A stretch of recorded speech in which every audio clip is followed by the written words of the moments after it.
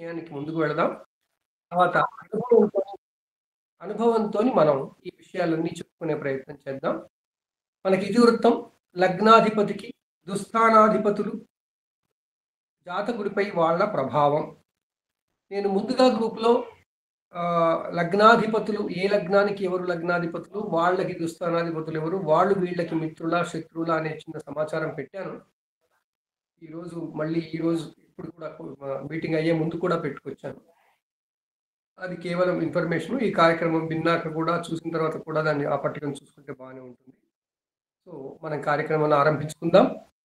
మరొకసారి అందరికీ స్వాగతం పలుకుతూ మిత్రులందరినీ ఈ ఇతివృత్తంపై తమ జ్యోతిర్వాణి వినిపించవలసిందిగా కోరుతున్నాను.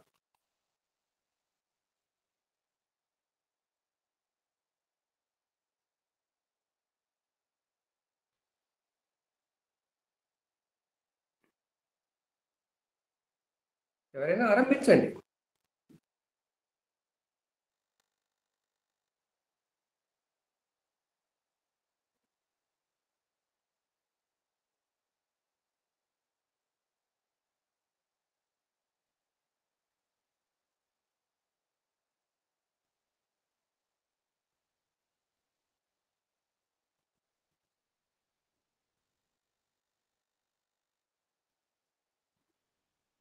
గురుగారు వెంకటేశ్వర శర్మ గారు కనపడుతున్నారు.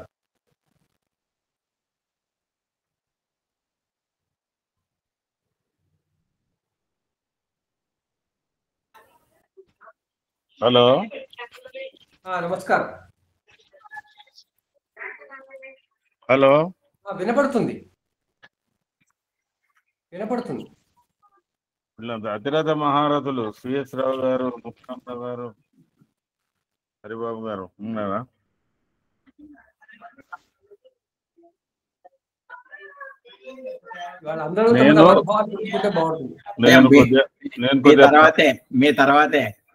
అంత పెద్దగా పెట్టకండి.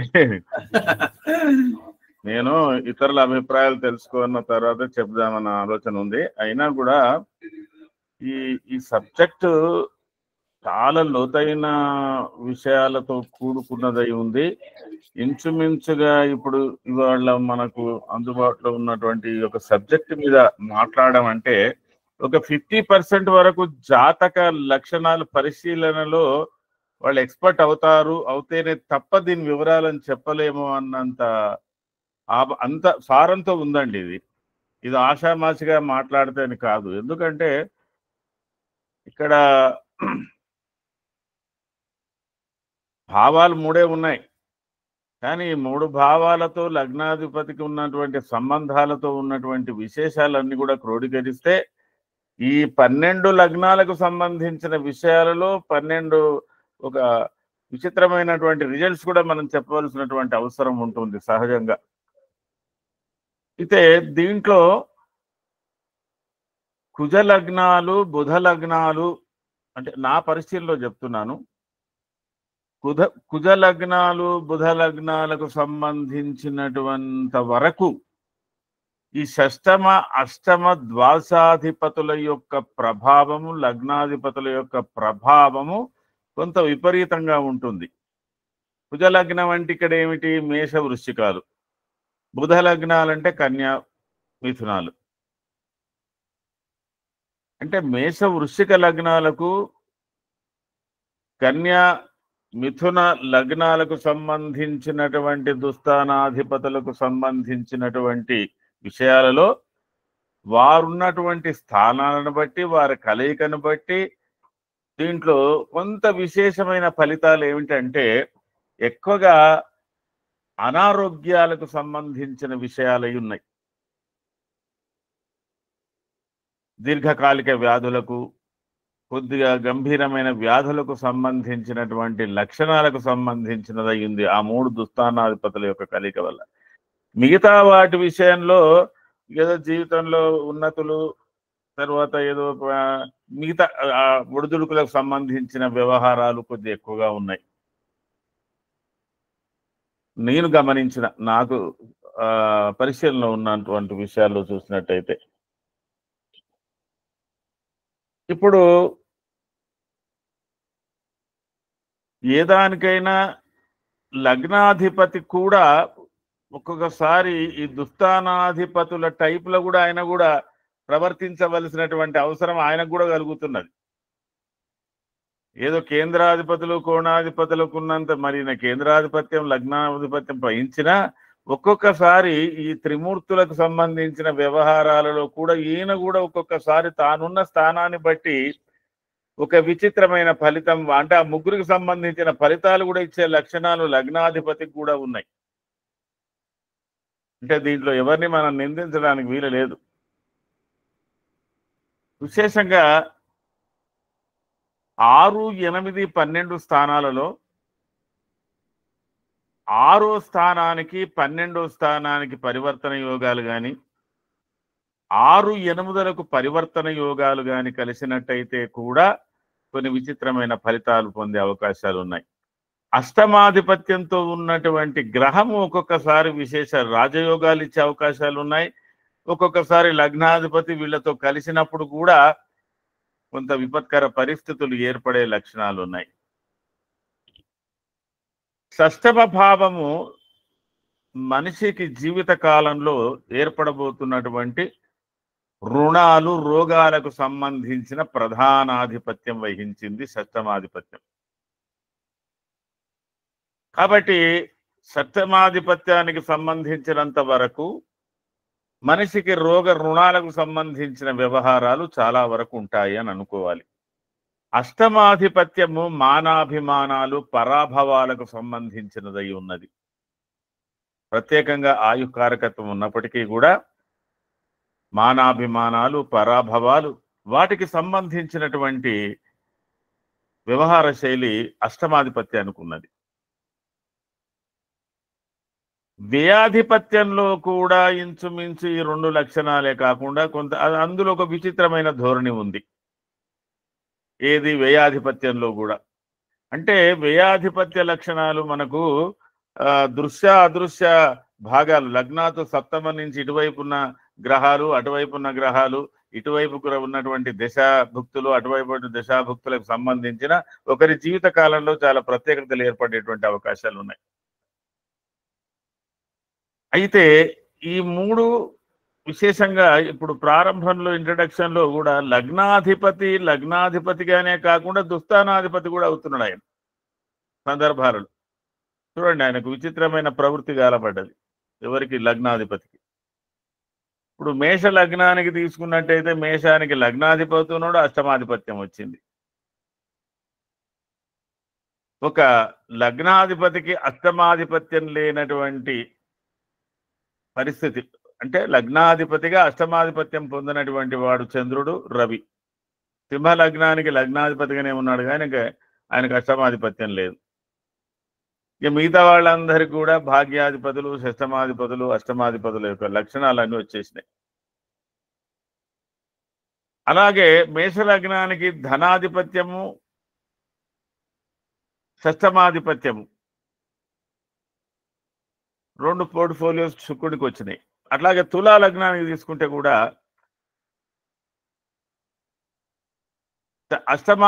తులా లగ్నానికి అష్టమాధిపత్యము లగ్నాధిపతిగానే ఉన్నాడు. అట్లా కొన్ని ఇవన్నీ కూడా ఉన్నాయి. అయినప్పుడు దీంట్లో మనం చెప్పదలుచుకున్నప్పుడు ఏంటంటే, ఈ భావకారకత్వాలలో మొట్టమొదలు షష్టమ స్థానానికి సంబంధించినటువంటి విశిష్టతలు, దానికి సంబంధించిన లోతుపాతులు, ఆ భావానికి సంబంధించిన కారకత్వాలు, ఆ భావాధిపతికి సంబంధించినటువంటి కారకత్వాలు, ఆ భావాధిపతి ఏ గ్రహంతో కలుస్తున్నప్పుడు ఉన్నటువంటి ఏర్పడుతున్న యోగాలు, ఇవన్నీ దృష్టిలో పెట్టుకొని మనం ఫలితాలు చెప్పవలసినటువంటి అవసరం ఉంటుంది. భావకారకత్వాల యొక్క పరిశీలన లోతుగా లేకుండా మనము ఈ 3 స్థానాధిపతుల గురించి చెప్పడం కొద్దిగా దుస్సాధ్యం అవుతుందని చెప్పవచ్చు. అది అష్టమాధిపత్యం కానీ, వ్యయాధిపత్యం కానీ, షష్టమాధిపత్యం కానీ.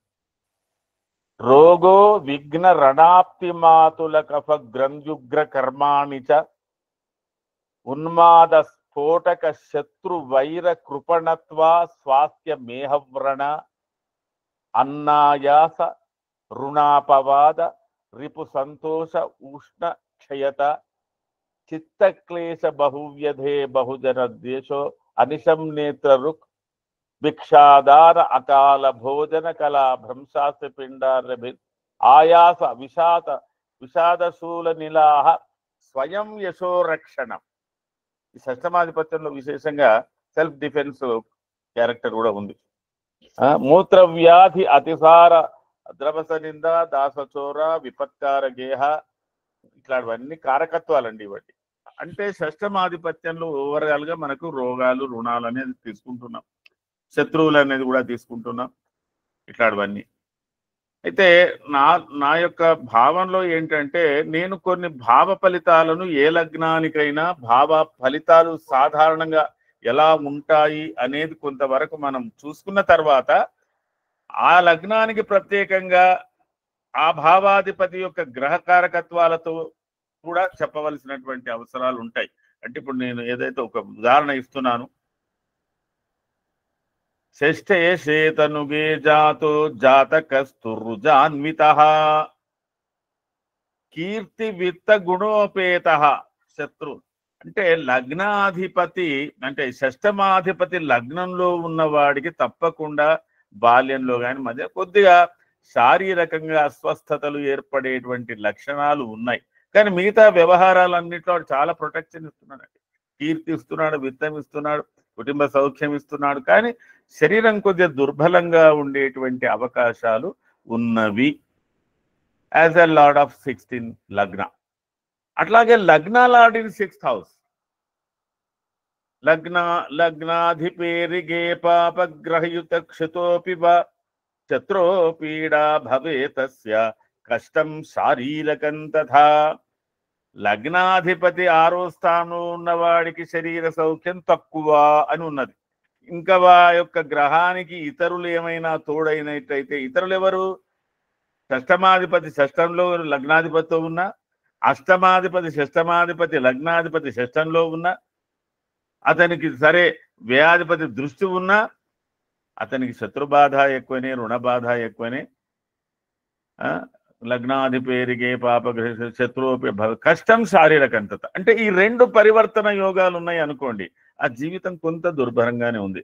లగ్న షష్టాధిపతి కలయిక గాని లగ్న షష్టాధిపతుల పరివర్తన గాని ఉన్నట్టయితే కొద్దిగా దుర్భరత్వమే ఏర్పడుతుంది అని చెప్పుకోవడానికి అవకాశం ఉంది. అంటే జాతక రీత్యా స్థూలంగా మనం ఆ యొక్క ఇంప్రెషన్స్ ఆ జాతకంలో కనబడతాయి. అట్లాగే అష్టమాధిపత్యం తీసుకుందాం. అది నేను చెప్పేది ఇన్ జనరల్ ఏ లగ్నానికైనా, నేను ఇంకా మేషం వృషభం పెట్టడం లేదు. అష్టమాధిపత్య దోషం, అష్టమాధిపత్యంలో మానాభవాలు పరాభవాలు అభిమానాలకు సంబంధించి ధనాలు, అజ్ఞానాప్తధనం, చిన్నధనం, అష్టమాధిపత్య యొక్క కారకత్వం కూడా మనకు బాగా తెలిసి ఉండాలి.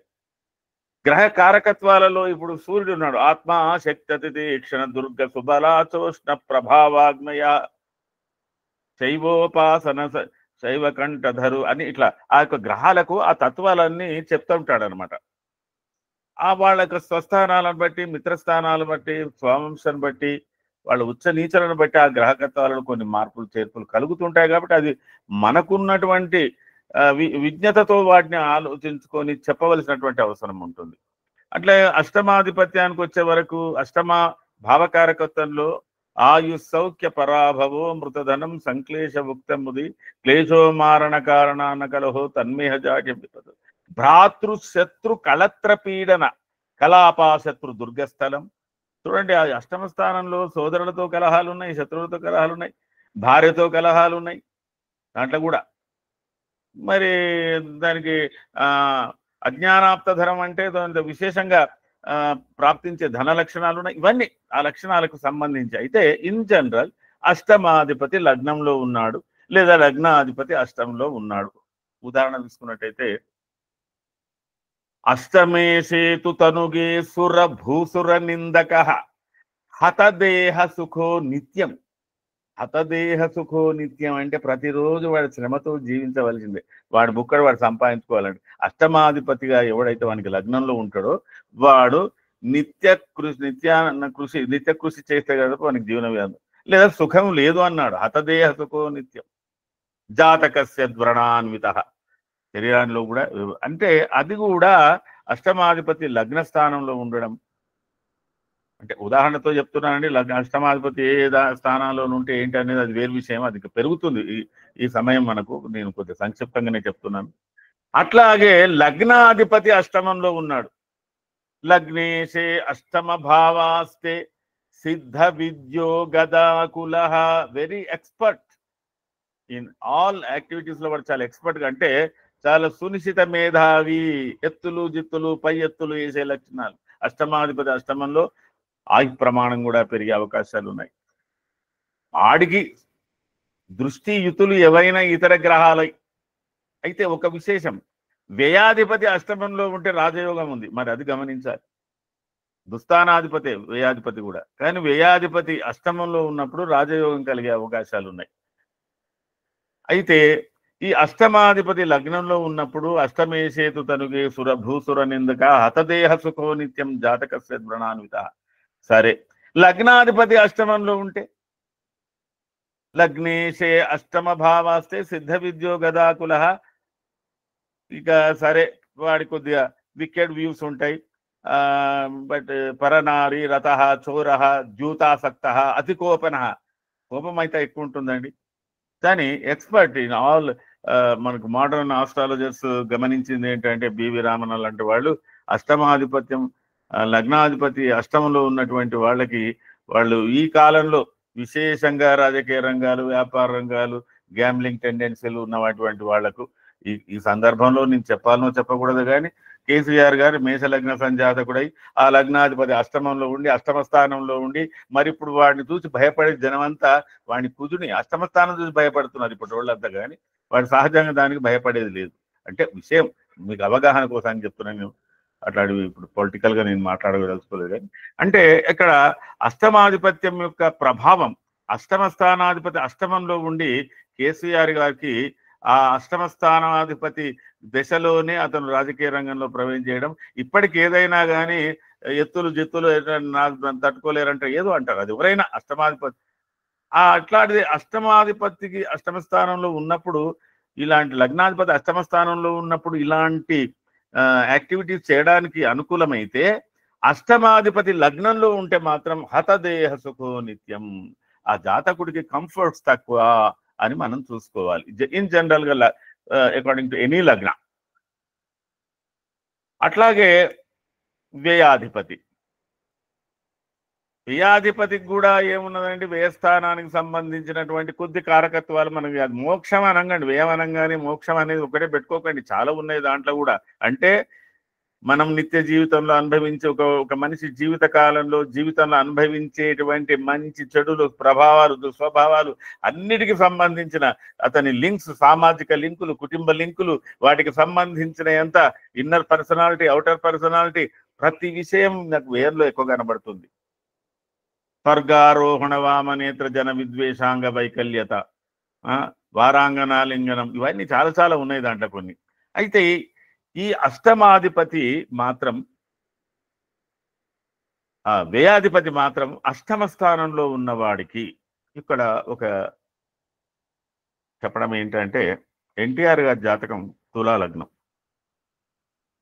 ఎన్టీఆర్ గారి జాతకం తులాలగ్నం అయినప్పుడు తులాలగ్నానికి అష్టమంలో బుధుడు ఉన్నాడు.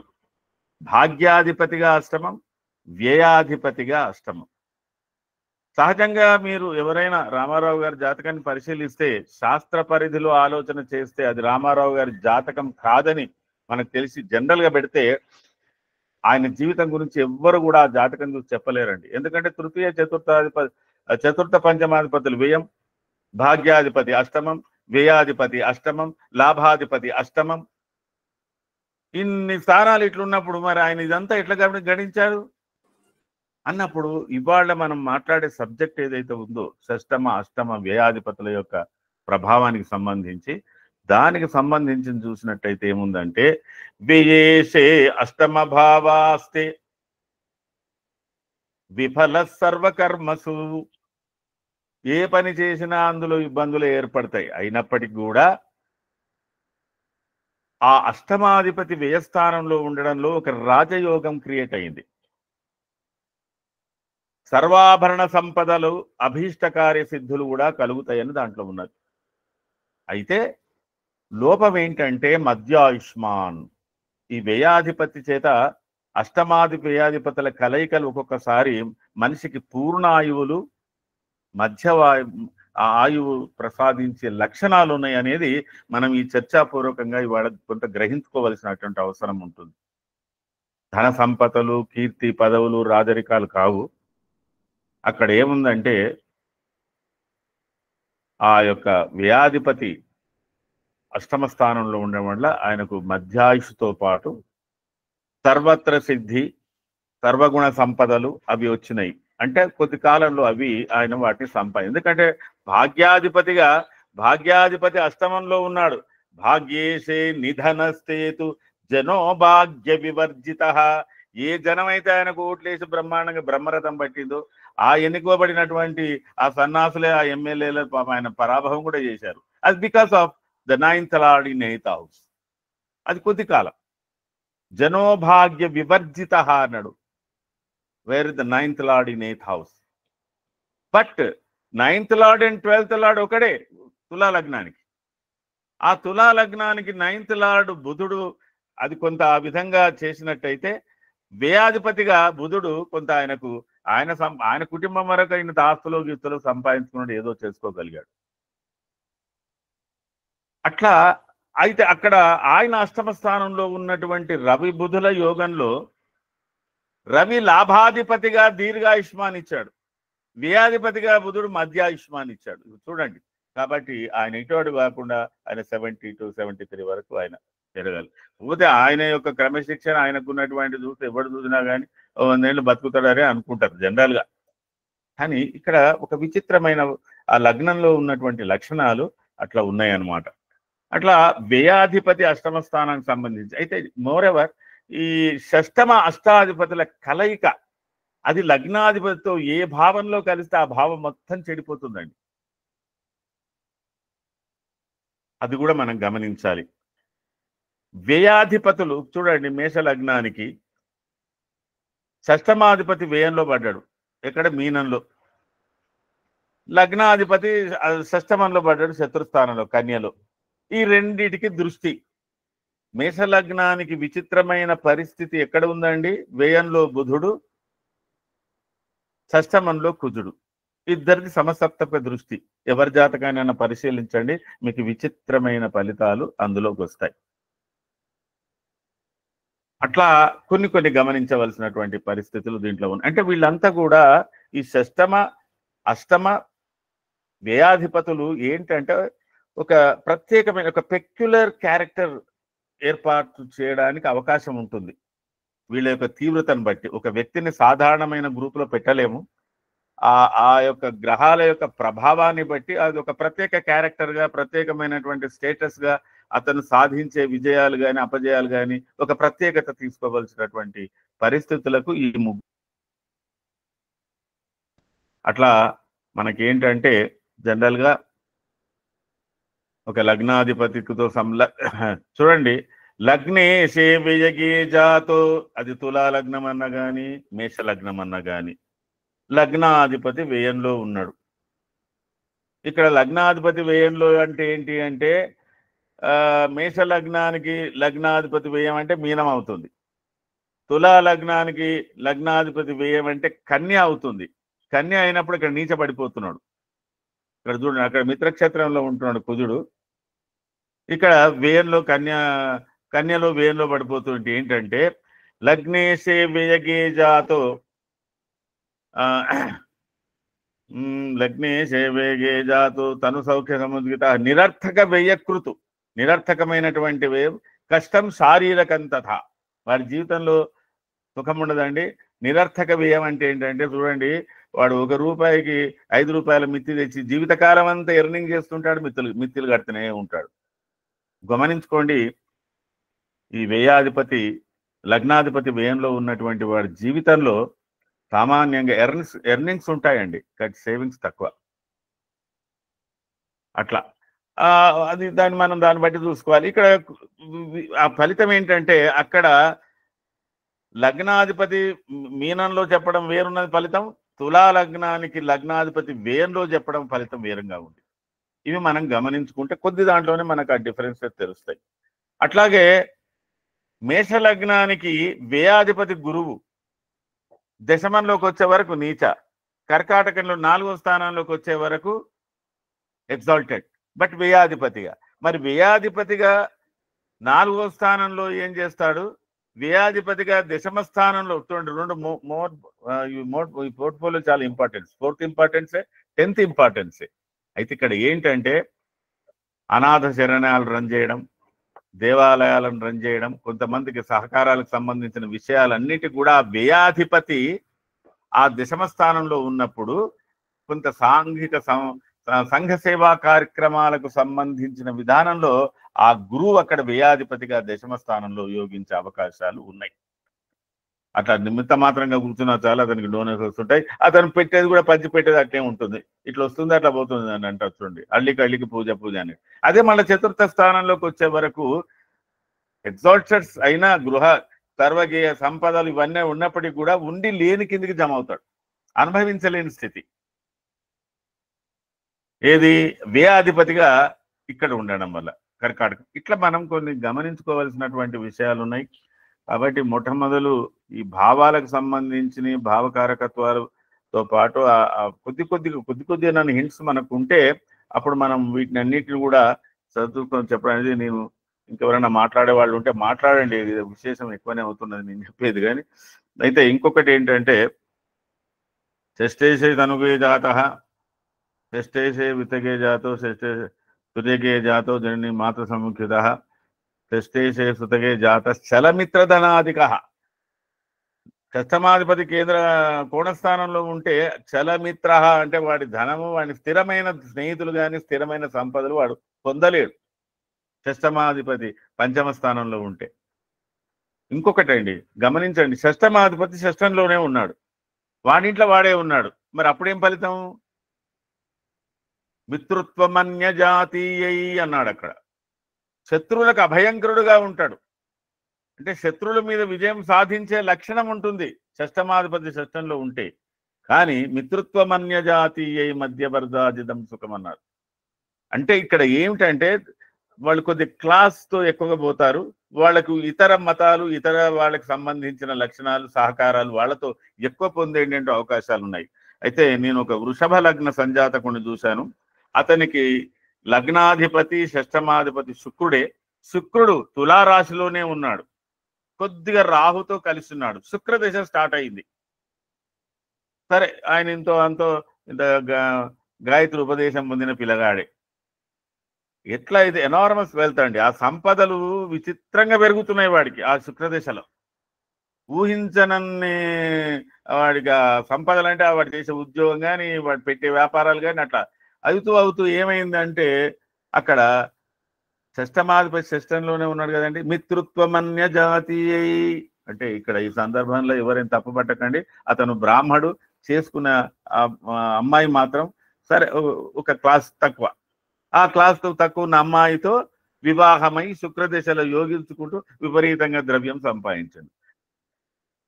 ఎందుకంటే లగ్నాధిపే రిగే పాపగ్రహ యుతిక్షితోపివా, అవన్నీ కొద్దిగా పాపగ్రహం అంటే ఒక రాహు అక్కడ నాకు కనిపించినంత వరకు ఇట్లా కొన్ని ఉంటాయి. అయితే వీటిని మనం చూసేటప్పుడు యుతులు చూడాలి, దృష్టులు చూడాలి, కంజంక్షన్స్ ఎంతవరకు ఉన్నాయనేది చూడాలి. ఇవన్నీ చూసిన తర్వాత విశేషాలు. అయితే ఇక్కడ షష్టమ అష్టమాధిపతుల కలయిక కొద్ది రోగాలకు నొప్పులకు అంటే వాటికి సంబంధించి కుష్ఠులు కొన్ని ఉంటాయి కదండి, భయంకర వ్యాధులకు సంబంధించింది. ఇద్దరి పరివర్తనాలు కొద్దిగా డేంజర్ అండి. షష్టేశే అష్టమే రోగి వైరుయుక్తో మనీషిభి పరస్త్రీ విత్తలాభార్తి జాతక శౌచవర్జిత. షష్టమాధిపతి అష్టమంలో ఉంటే కొద్దిగా ఇబ్బందులు. అష్టమేసేతు రుపిగే విజేతాద్విషతాం భవేతు రుజార్తి శైశవేయాతు. బాల్యంలో వాడికి బాలారిష్టాలు ఎక్కువ. అష్టమాధిపతి షష్టంలో ఉంటే బాలారిష్టాలు ఎక్కువగా ఉండి ఇబ్బందులు పడి వాడికి సర్పగండం కూడా ఉంటుంది అని చెప్పి శాస్త్రకారకుడు ప్రత్యేకంగా చెప్పాడు. అష్టమాధిపతి షష్టమాధిపతి కలిసి ఇద్దరు షష్టమలో ఉన్నవాడికి కొద్దిగా విషపురుగుల యొక్క భయం ఉంటుంది అనేది కూడా ఒక లక్షణం దాంట్లో కనబడుతుంది.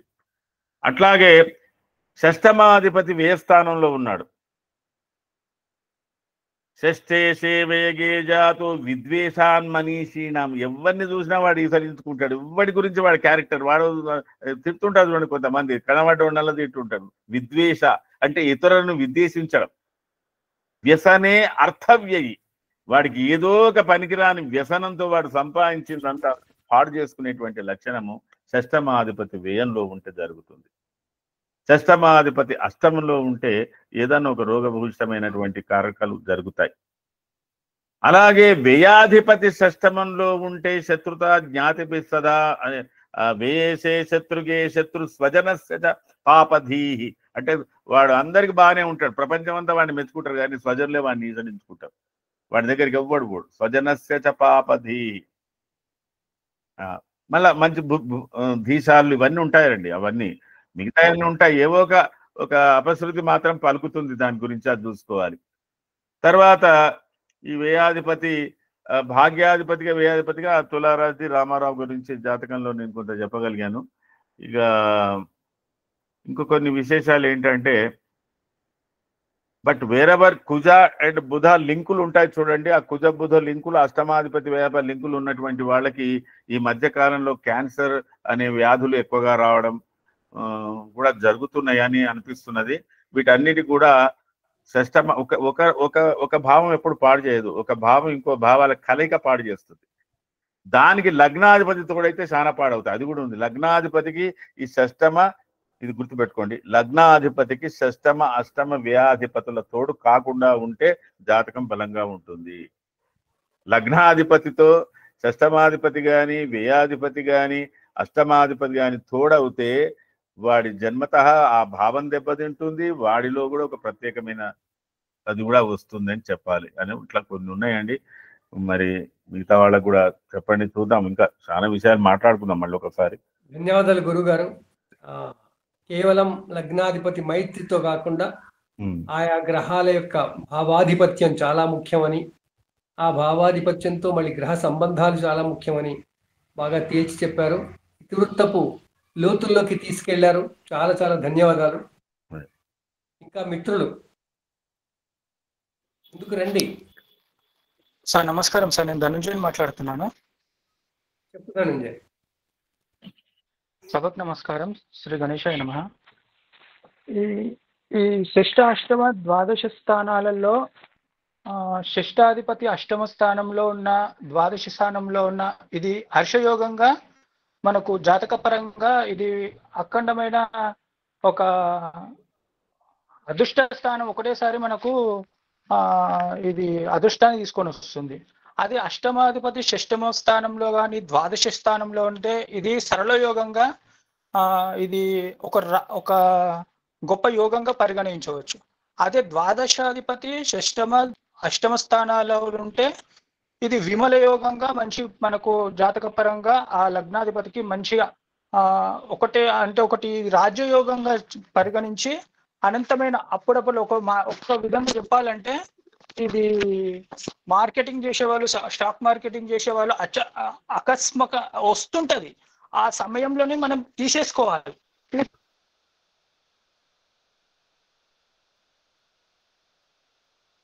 తీసుకోకపోతే వచ్చింది ఎలా వచ్చిందో అలా పోయే అవకాశాలు కూడా ఈ షష్ఠ అష్టమ స్థానాలను బట్టి మనకు ఉండే అవకాశం ఉంది సార్ ఇందులో. అలానే షష్టమ స్థానాల్లో ఒక మాంగళ్యానికి మనకు లేడీస్ కి మనకు అష్టమ స్థానంలో మాంగళ్య స్థానం మంచిగా బలంగా ఉండాలంటారు.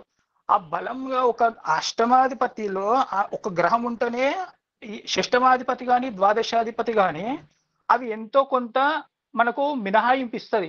ఇప్పుడు రోగమో నొప్పో వచ్చి కొన్ని బతకడానికి కొద్ది అవకాశాలు ఇస్తుంది హాస్పిటల్లో, అక్కడ ఇక్కడ పోలీస్ స్టేషన్లో. అవి అష్టమాధిపతి అలా చూడదు సార్. ఒకటేసారి వచ్చిందంటే మొత్తం ఏడు కాడి అని లేవకుండానే వచ్చేస్తుంది, అకస్మాత్తుగా ఏమైనా చేస్తుంది. అలాంటి పరిస్థితుల్లో కూడా అన్ని గ్రహాలుంటే ఒక వివాహితురాలు కావలసిన ఆమె అసొంటి జాతకంని చూసి ఎంత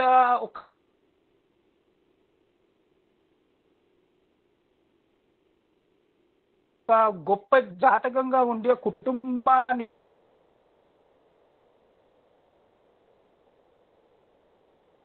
అంతమందిని కలుపుకుంటూ పోవాలంటే ఆ జాతకంలో అన్ని గ్రహాలు ఒక నీచంగా ఉన్న ఆ నీచంతో పాటు ఇంకో 2-3 గ్రహాలు కలిసి పాప శని కానీ మళ్ళీ రాహుకేతు ఎవరైనా సరే ఉన్నా ఆ స్థానాధిపతి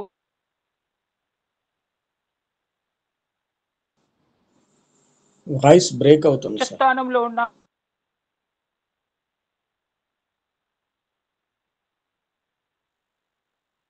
మంచి చూసిన అనుకోండి విపరీతమైన రాజయోగం ఇది మామూలు రాజయోగాలు కాదు. కానీ షష్టాష్టమాధిపతులు అందరూ చాలా మంది కొట్టిపరేస్తుంటారు, ఇది మంచి స్థానాలు కాదు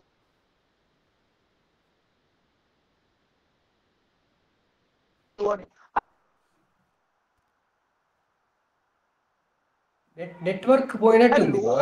అంటే జాతక పరంగా అందరూ చాలా వివరంగా చూసి మనం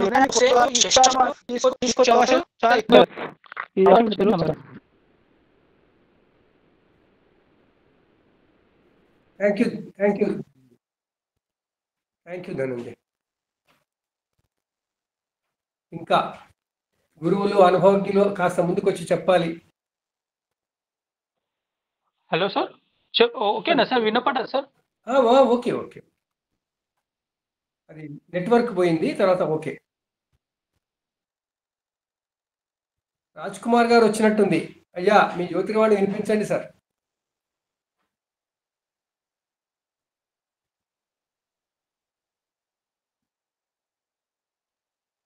హరి ఉమాకాంతారావు గారు సార్ నమస్కారం. సార్ చెప్పండి. ఇది ఇవాళ మీరు ఇచ్చినటువంటి టాపిక్ చాలా కాంప్లికేటెడ్ టాపిక్ ఒక రకంగా చెప్పాలంటే. అంటే ఇందాక శర్మ గారు అన్నట్టు ఇది చాలా విస్తృతమైన సబ్జెక్ట్ అన్నమాట. అంటే ఒక బేసిక్ క్యాలిక్యులేషన్ నేను చెప్తాను. ఇప్పుడు మనకి షష్టమ అష్టమ వ్యయాధిపతులు 3 స్థానాలు తీసుకొని మనం ఈ సప్తగ్రహ అంటే మనకి లగ్నాధిపతులు కానివ్వండి, అంటే వివిధ రాసుల అధిపతులు, అంటే వాళ్ళకి లగ్నాధిపత్యం వచ్చినా, వ్యయాధిపత్యం వచ్చినా, షష్టమాధిపత్యం వచ్చినా అది తీసుకొని మనం 7 గ్రహాలతోటి కనుక క్యాలిక్యులేషన్స్ చేసినట్లయితే నాకు వచ్చిన లెక్క 1,35,360 కాంబినేషన్లు వస్తున్నాయండి. అంటే వీటికి ఇంకా మనం వాటికి కావాల్సినటువంటి అంటే ఆ భావాలకు సంబంధించినటువంటి విషయాలు, కారకత్వాలు ఇవన్నీ కనుక ఇంకా తీసుకున్నట్లయితే ఈ నంబర్ ఇంకా ఇంకా ఇంకా పెరిగిపోతుంది అనమాట. అంటే ఏంటంటే మనకి ఈ ఇందాక శర్మ గారు కొన్ని ఎక్స్ప్లెయిన్ చేస్తూ చెప్పారు. అంటే ఈ యొక్క భావాల యొక్క యుతులు, తర్వాత వాటి పరివర్తనలు, తర్వాత దృష్టిలు, వీటన్నిటిని కనుక మనం అంటే పరిశీలనలోకి తీసుకున్నట్లయితే కానీ మనం ఒక సంపూర్ణమైనటువంటి ఫలితాన్ని మనం చెప్పలేమన్నమాట. అందుకంటే ఇది ఇండివిజువల్ జాతకంలో, ప్రతి వాళ్ళ జాతకంలో ఈ కాంబినేషన్స్ అన్ని వేరీ అవుతూ ఉంటాయి. అయితే మనకి జనరలైజ్డ్ సూచనలు మాత్రం మనకు శాస్త్రాలలో ఉన్నాయి. అంటే షష్టమాధిపతి అష్టమంలో ఉంటే ఎట్లా, అష్టమాధిపతి షష్టమంలో ఉంటే ఎట్లా, లగ్నాధిపతి ఇలా ఉంటే ఎట్లా అనేది ఇలాంటి కాంబినేషన్లు అన్నిటికీ కూడా ఫలితాలు అనేటువంటివి మనకి శాస్త్రాల్లో చెప్పినటువంటి విషయాలని మనం ఆ ఇండివిజువల్ జాతకంలో ఉన్నటువంటి కాంబినేషన్స్ ని పరిశీలిస్తూ వీటన్నిటిని దృష్టిలో తీసుకుంటే కానీ మనం ఫలితం చెప్పేటువంటి అవకాశం లేదు.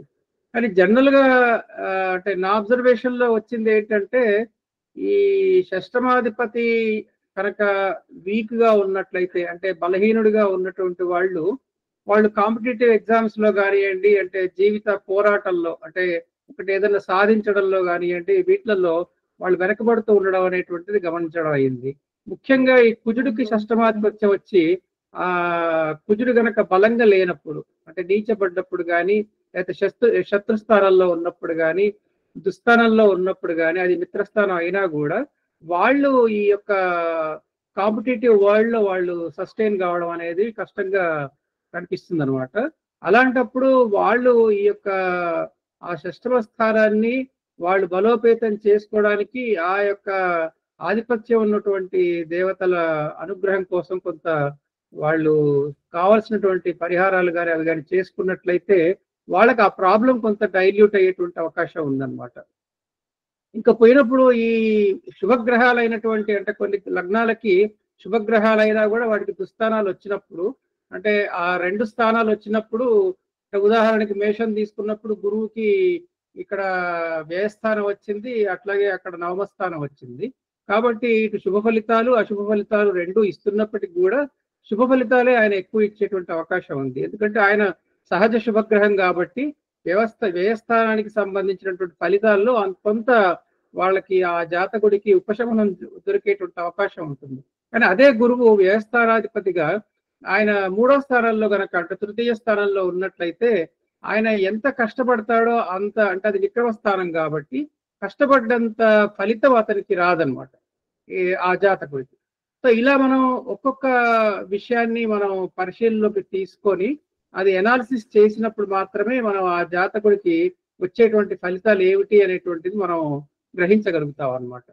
సో అందువల్ల ఒక ట్రూ ఆస్ట్రాలజర్ అన్న వాళ్ళు ఈ అన్ని కాంబినేషన్స్ ని, అంటే కారకత్వాలని, భావాల కారకత్వాలని, గ్రహాల కారకత్వాలని, ఇవన్నిటిని కూడా దృష్టిలో పెట్టుకొని ఈ అన్ని కాంబినేషన్స్ ని తీసుకొని ఒక సమగ్రంగా అనాలిసిస్ చేస్తేనే ఆ జాతకుడికి ఎలాంటి ఫలితాలు వస్తాయి అనేటువంటి దాని మీద నిర్ధారణకి రావాల్సి ఉంటుంది. దానికి తగ్గటువంటి జాగ్రత్తలు అవన్నీ కూడా వాళ్ళు తీసుకునే అవకాశం ఉంటుంది అన్నమాట. ఇది నేను సూక్ష్మంగా చెప్పదలుచుకుంది.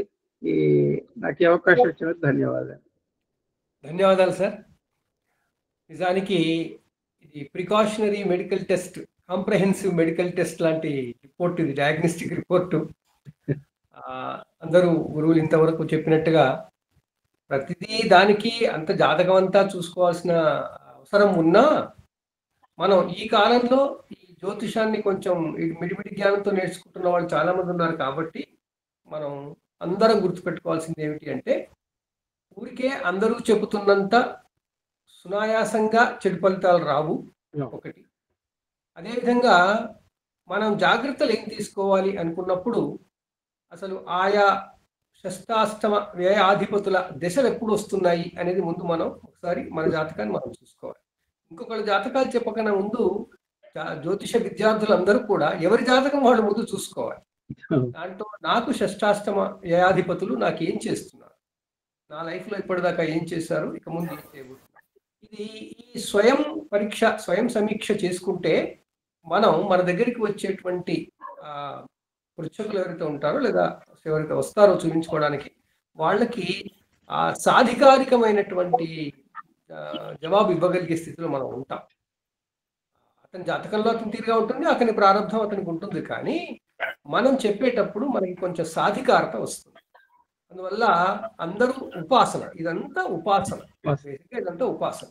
ఈ ఉపాసన విధానంలో మనం షష్టాష్టమ వ్యయాధిపతులకు సంబంధించి వాళ్ళు ఎవరు, మన లగ్నాధిపతికి మిత్రుల శత్రువుల, వాళ్ళకి వేరే బాధ్యతలు ఏమున్నాయి, ఆ తర్వాత వాళ్ళ దశలు ఎప్పుడు రాబోతున్నాయి, అంతర్దశలు ఎప్పుడు వస్తుంటాయి, ఇవన్నీ కొంచెం జాగ్రత్తగా మనం గమనించితే చాలా వరకు మనకి మంచి సూచనలు అందుతాయి. మనం వాటిని మన జీవనాన్ని ఇంకా మెరుగుపరుచుకోవడానికి ఉపయోగపడతాయి అనే భావన ఉంది. ఈ దృక్కోణంతోనే అందరూ దయచేసి మీ అనుభవాలు ప్లస్ మీ భావనలు చెప్తే ఇంకా బాగుంటుంది. ఒక చిన్న ఇంటరప్షన్. రాజమండ్రిలో ఒక శాస్త్రి గారు ఉన్నారు, ఆయన పేరట మారక శాస్త్రి అని ఆయనకు బిరుదు ఇచ్చారు. మారక శాస్త్రి అని. ఆయన ఎవరి గురించి చూసినా ఇట్లా జాతకం చూసినా చూడకుండా ఇట్లా ముఖం చూసి ఆయన అష్టమభావమే చెప్పేదట.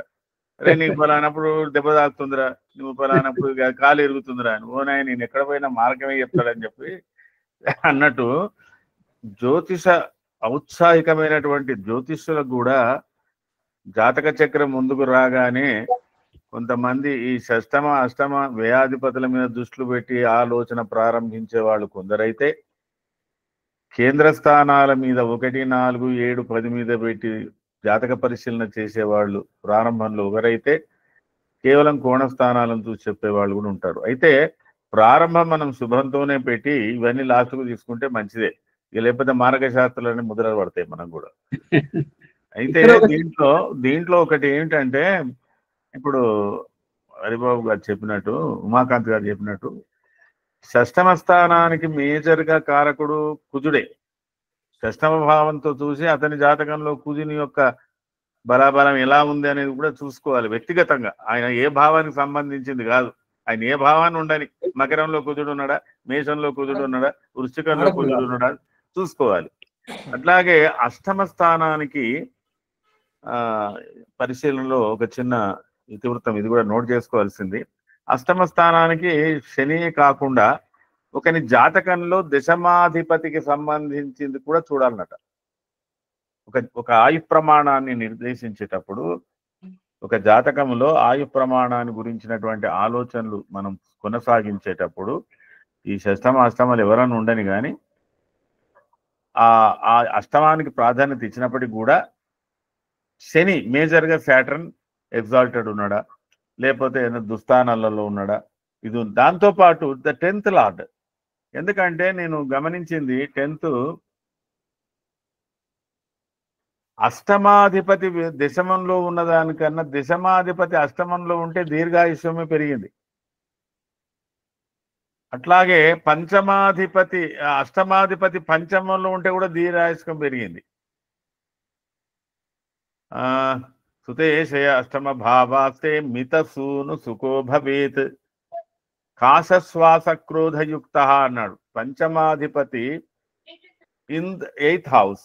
అది ఏమని ఉండని వాడికి మాత్రం ఈ రెస్పిరేటరీ ప్రాబ్లమ్స్ అయితే ఉంటాయండి. ఈ గిమోనియా వచ్చేది, శ్వాస సంబంధమైన వ్యాధి లక్షణాలు మాత్రం వ్యాధి వారిగా చెప్పాడు. అది మితసూను అంటే అల్ప సంతానం. సుతేశే అష్టమ భావాస్తే స్వల్పాపత్య అర్థం జాయతే మందధిషణో దీర్ఘాయుష్మాన్ జనో భవేత్. అష్టమాధిపతి వచ్చి పంచమంలో పడుతున్న వాడికి మొద్దు స్వభావం, మొద్దు స్వభావం, కానీ దీర్ఘాయుష్మంతుడు. ఇవి తెలవాలండి, కారకత్వాలు తెలవాలి ఆయుష్కు సంబంధించినవి.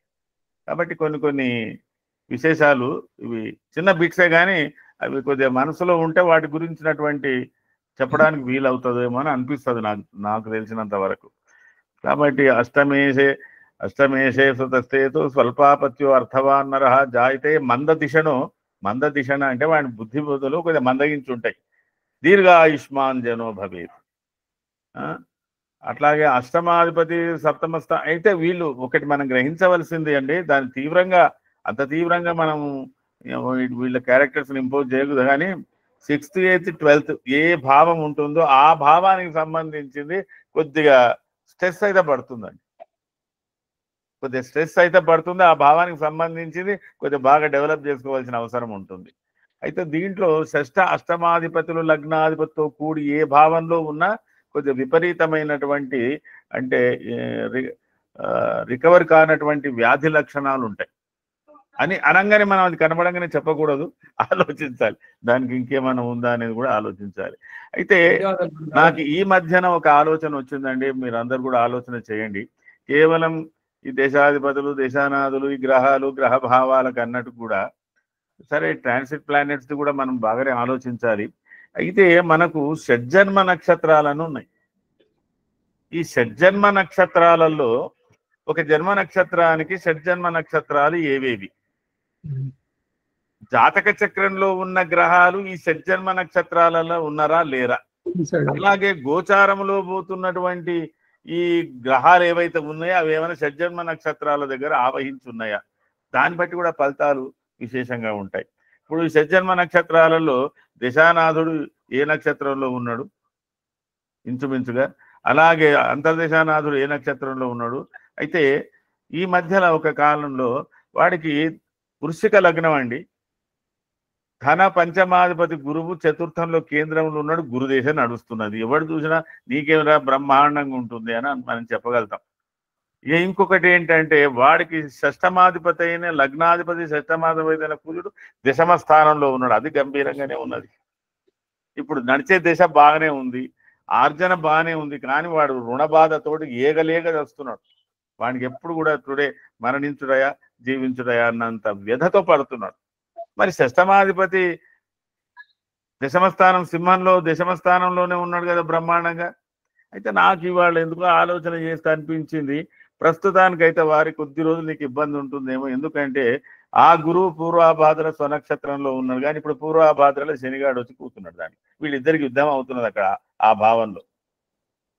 ఆ జన్మ నక్షత్రంలో అంటే ఆ దశానాథుడు సంచరిస్తున్నటువంటి జన్మ నక్షత్రంలో గోచార రీత్యా శని అక్కడ అటాక్ అయి కూర్చున్నాడు. కాబట్టి దీని ప్రభావం కొంత ఉంటుంది. పూర్వభాద్ర నుంచి శని బయటపడ్డాక వీడికి ఫలితాలు ఏమన్నా వస్తావు అనే భావన కూడా అక్కడ. అంటే కొందరికి ఎర్నింగ్స్ ఉంటాయండి, బాగా ఉంటది వాడి దాంట్లో. నేను చెప్తున్నా కదా, షష్టమాధిపతి అయినటువంటి కుజుడు దశమస్థానం, షష్టేశే దశమే వక్త. వాడు ఎంత ఫ్లూయెంట్ మాట్లాడతాడండి, వాడి యొక్క టాక్టివ్ ఆ పవర్ చూస్తే ప్రతి వాడు మెస్మరిజం కావాల్సిందే. వాడు ఇప్పుడు దీంట్లో షేర్ మార్కెట్లో ఉన్నాడు. వక్తాఖ్యాతి నిజాన్వయ. మరి అంత బలమైనటువంటి గ్రహము ఇక్కడ ధనాధిపతి చతుర్థ స్థానంలో కూడా బలంగానే ఉన్నాడు. చతుర్థాధిపతి అయినటువంటి పంచమాధిపతి ఇది బాగానే ఉంది. కానీ ఇప్పుడున్న బాధ ఏమిటి? రుణ బాధ. అయితే ఇవాళ సోమనాథ్ గారు ఈ షష్టమాష్టమాలు పెట్టినప్పుడు నేను ఎందుకు వచ్చిన వాళ్ళందరికీ ఇప్పుడు షష్టమాష్టమాలే చూస్తున్నా, నాది కూడా చూసుకున్నాయి ఏమో ఎక్కడెక్కడ అంటే ఇవన్నీ కూడా ఆ ట్రెండ్ వాతావరణం. మన రామాగారు ఇలా మనకు వాతావరణం చెప్తారు చూడండి, మేఘావృతమైనట్టుగా మనకు కూడా ఈ షష్టమాష్టమాల యొక్క దుస్తులు యుతులు కొంత జీవితకాలంలో అవి తప్పవు. అవి మూడు కూడా స్పీడ్ బ్రేకర్సే, పెద్ద స్పీడ్ బ్రేకర్స్ ప్రతి జాతకానికి. ఈ 6, 8, 12 ఈ 6, 8, 12 వీనికి ఎప్పుడు వస్తుందో ఏమిదో వస్తుందో. అవి మహాదేశాలు అయితే ఇంకా కష్టము, అంతర్దేశాలలో ఒకరినమ్మం ఉంటుంది. ఇవన్నీ కొన్ని చూసుకోవాల్సినటువంటి అవసరం ఉంటుంది. దీన్ని బట్టి మనకు గమనిస్తున్నది ఏంటంటే, ఒక వ్యక్తి యొక్క స్వభావము, అతని జాతకాన్ని చూడగానే ఆ వ్యక్తి ఇగో ఈ పారామీటర్లో ఉన్నాడు, ఈ రేంజ్ లో ఉన్నాడు, ఈ స్థాయిలో ఉన్నాడు, ఈ స్థాయిలో పోతున్నాడు అనేది మనకు అవగాహన రావాలన్నప్పుడు మనకి ఈ యొక్క మన సబ్జెక్ట్స్ అన్ని మనకు అక్కర పడతాయి. లేకపోతే ఓసారి ఇబ్బంది అవుతుందేమని అనిపిస్తుంది అట్లా. ఇప్పుడు చూడండి సార్, ఒక్కటే నిమిషం అండి, జస్ట్ టు కంక్లూడ్. ఇప్పుడు ఏంటంటే, ఇప్పుడు మనకి అంటే ఈ డిఫరెంట్ అంటే సబ్జెక్ట్ సంబంధించినటువంటి సో మెనీ కాంప్లికేషన్స్ తర్వాత ఇవన్నీ మనకి తెలిసినప్పటికీ కూడా మన దగ్గరికి ఒక జాతకం చెప్పించుకోవడానికి కానివ్వండి, లేకపోతే ఒక సమస్యతోటి అసలు ఆస్ట్రాలజర్ దగ్గరికి ఒక వ్యక్తి వచ్చాడు అంటే అతను ఏదో ఒక సలహా కోసమనో, ఏదో ఇబ్బందిలో ఉండో, కష్టంలో ఉండో, దేనికో దానికి వస్తాడనమాట. వచ్చినప్పుడు మనకి ఉన్నటువంటి అవగాహనతోటి వీటన్నిటినీ వాళ్ళ ముందర పెట్టి వాళ్ళని భయానికి మనం గురి చేయకుండా అసలు ఈ విషయాలన్నిటిని కూడా మనము అంతర్గతంగా మనలో ఉంచుకొని వాళ్ళకి మనం ధైర్యం చెప్పి ఈ యొక్క అంటే ఈ 6, 8, 12 స్థానాల వల్ల ఏమన్నా ఇబ్బందులు కనుక వాళ్ళకి వస్తున్నాయని కనుక మనకు అనిపించినట్లయితే వాటిని చాలా సున్నితంగా వాళ్ళకి చెప్పి వాళ్ళకి దాంట్లోంచి ఆ ప్రాబ్లం డైల్యూట్ అయ్యే విధంగా మనకు వాళ్ళకి ఒక సపోర్ట్ మనం ఇచ్చేటువంటి విధంగా మనం ఆలోచన చేయాలి అనేటువంటిది నా నమస్కారం. ధన్యవాదాలు సార్. ఇన్ఫాక్ట్ అలాంటి వాటి కోసమే మనం ఇలాంటివి మాట్లాడుకుంటున్నాం. నాగకుమారి గారు ఏమైనా మాట్లాడతారమ్మా? అవునండి, చెప్పుదండి.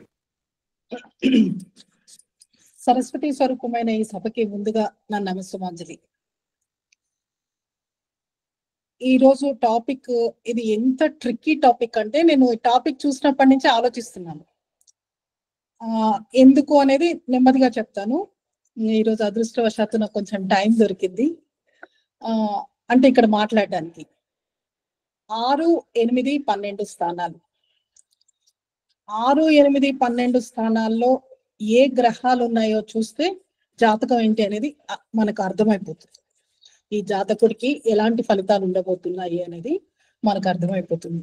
మేము ఎంఏ చేసే రోజుల్లో గురువు గారు కమలాకర్ శర్మ గారు ఒకటే మాట చెప్పారు, 6, 8, 12లో గ్రహాలు ఉన్నాయి అంటే ఆ గ్రహాలకు సంబంధించి దానాలు చేస్తూ ఉండాలి.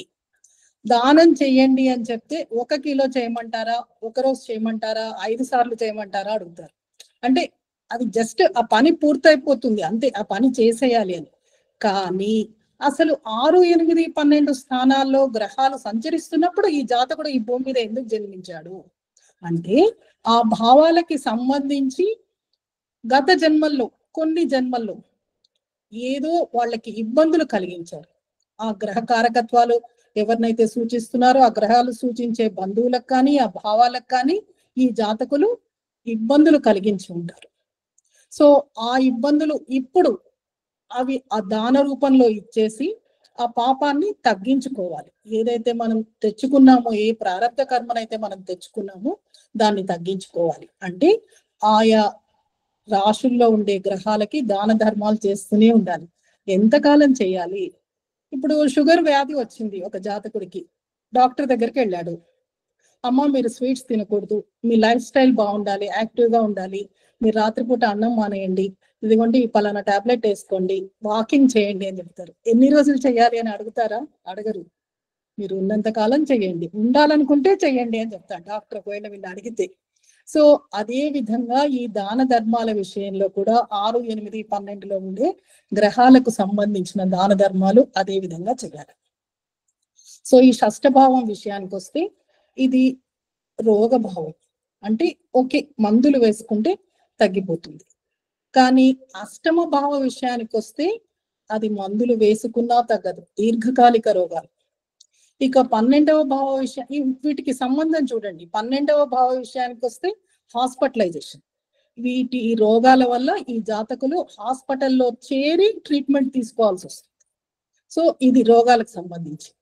అదే విధంగా ఇంకా 6లో ఏముంటాయి? అప్పులు ఉంటాయి. అంటే వీళ్ళు అప్పులు చేయాల్సిన పరిస్థితి వస్తుంది, లేదా వడ్డీలకు ఆశపడి డబ్బులు అప్పులకు ఇచ్చి ఆ డబ్బు పోగొట్టుకుంటారు. ఆ విధంగా అయినా ఉంటుంది. సో అప్పులు చేస్తే అవి తీర్చలేక రకరకాల ఇబ్బందులు పడతారు. అది ఒకటి. ఇక అదే విధంగా అష్టమ భావంలో చూస్తే కోర్టు కేసులు, లేదా ప్రమాదాలు, ఆకస్మిక ప్రమాదాలు, వాహన ప్రమాదాలు ఇలాంటివి ఉంటాయి. ఇక అయితే 12లో ఏంటి? కారాగారం, ఐసోలేషన్. అయితే దీంట్లో మనందరికీ ఇప్పుడు చాలా నచ్చేది దేశ బహిష్కరణగా చెప్పారు ఇది వరకు రోజుల్లో, కానీ ఇప్పుడు మనకి H1 వీసాలు, అమెరికా వాసాలు ఇవి అన్నమాట. సో కాబట్టి అవన్నీ 12వ భావం సూచిస్తుంది. అందుకే వీటిని దుస్థానాలుగా పరిగణించారు మన వాళ్ళు. ఈ 3 భావాల్ని దుస్థానాలుగా పరిగణించారు. అయితే ఈ 3 భావాలు అనగానే మనం భయపడాల్సిన అవసరం లేదు. వాటి దశాభుక్తులు రావాలి. దశాభుక్తులు వచ్చినప్పుడే అలాంటి ఇబ్బందులు జరగవచ్చు. లేదా లగ్నాధిపతికి ఈ అధిపతులతో, షష్టాధిపతితో కానీ, అష్టమాధిపతితో కానీ, వ్యయాధిపతితో కానీ సంబంధం ఏర్పడి ఉండాలి. అయితే వీరు మిత్రులైతే ఏంటి అని అడిగారు. సో మిత్రులు ఇంకా చాలా అద్భుతమైన విషయం ఒకటి వచ్చింది. వాళ్ళు మిత్రులైతే ఏంటి అనే కన్నా శుభులైతే ఏంటి. సో నైసర్గిక శుభగ్రహాలు మనకి 6, 8, 12లో ఉంటే ఎలా ఉంటుంది? ఇప్పుడు పలానా సినిమాకి టికెట్లు దొరకలేదు, మొన్న పుష్ప 2 ఏదో దొరకలేదు. సో మనం ఒక గురువు గారినో లేకపోతే ఎవరో చాలా చక్కటి మర్యాదస్తుల్ని తీసుకుని ఆ సినిమా థియేటర్కి వెళ్ళాం. ఆయన అక్కడ నిలబడిపోతారు, అమ్మ ఇలాంటి సినిమా చూడకపోతే ఏమైంది అన్నట్టుగా. అదే మా స్ట్రీట్ లో ఉండే ఒక వీధి రౌడీని నేను వెంట తీసుకెళ్తే, ఆంటీ ఉండండి ఆంటీ నేను వెళ్ళి టికెట్ తీసుకొస్తాను అని వెళ్ళి పరిగెత్తుకెళ్ళి తీసుకొస్తారు. అంటే నైసర్గిక శుభగ్రహం ఇచ్చే ఫలితాలు ఆ విధంగా ఉంటాయి, నైసర్గిక అశుభ గ్రహం ఇచ్చే ఫలితాలు ఈ విధంగా ఉంటాయి దుస్థానాల్లో ఉన్నప్పుడు. సో ఇది మనం మామూలుగా ఓవరాల్ గా చూస్తే. అయితే ఇక జాతక చక్రంలో సహజ షష్టాధిపతి బుధుడు, సహజ అష్టమాధిపతి కుజుడు, సహజ వ్యయాధిపతి గురువు కాలపురుష చక్రంలో. అయినప్పటికీ తారక గ్రహాలుగా కేవలం శనైశ్వరుణ్ణి షష్టాధిపతిగా, అష్టమాధిపతిగా, వ్యయాధిపతిగా మనం పరిగణిస్తున్నాం. ఇకపోతే మన టాపిక్ ప్రకారంగా లగ్నం వైజ్ గా చూస్తూ వస్తే ఏ ఏ లగ్నాలకి ఎవరెవరు షష్ట, అష్టమ, వ్యయాధిపతులైతే ఏ రకమైన ప్రభావాలు ఉండబోతున్నాయి. సో మేష లగ్నానికి అధిపతి కుజుడు, వీరికి షష్ఠ భావం కన్యా రాశి అవుతుంది. సో అక్కడ బుధుడు. సో ఖచ్చితంగా శత్రువు. ఇది మన టాపిక్ కి సంబంధించింది కాదు. అక్కడ శత్రువు ఉంటే మంచే చేస్తాడు, ఇంకా ఆలోచించాల్సిన అవసరం లేదు. అష్టమాధిపతికి స్వక్షేత్రం అవుతుంది, లగ్నాధిపతి సేమ్ అష్టమాధిపతి అవుతాడు కాబట్టి ఇది కూడా పరిగణించకర్లేదు. ఇకపోతే వ్యయాధిపతి గురువు అవుతున్నాడు, 12వ స్థానాధిపతి ఇక్కడ గురువు అవుతున్నాడు.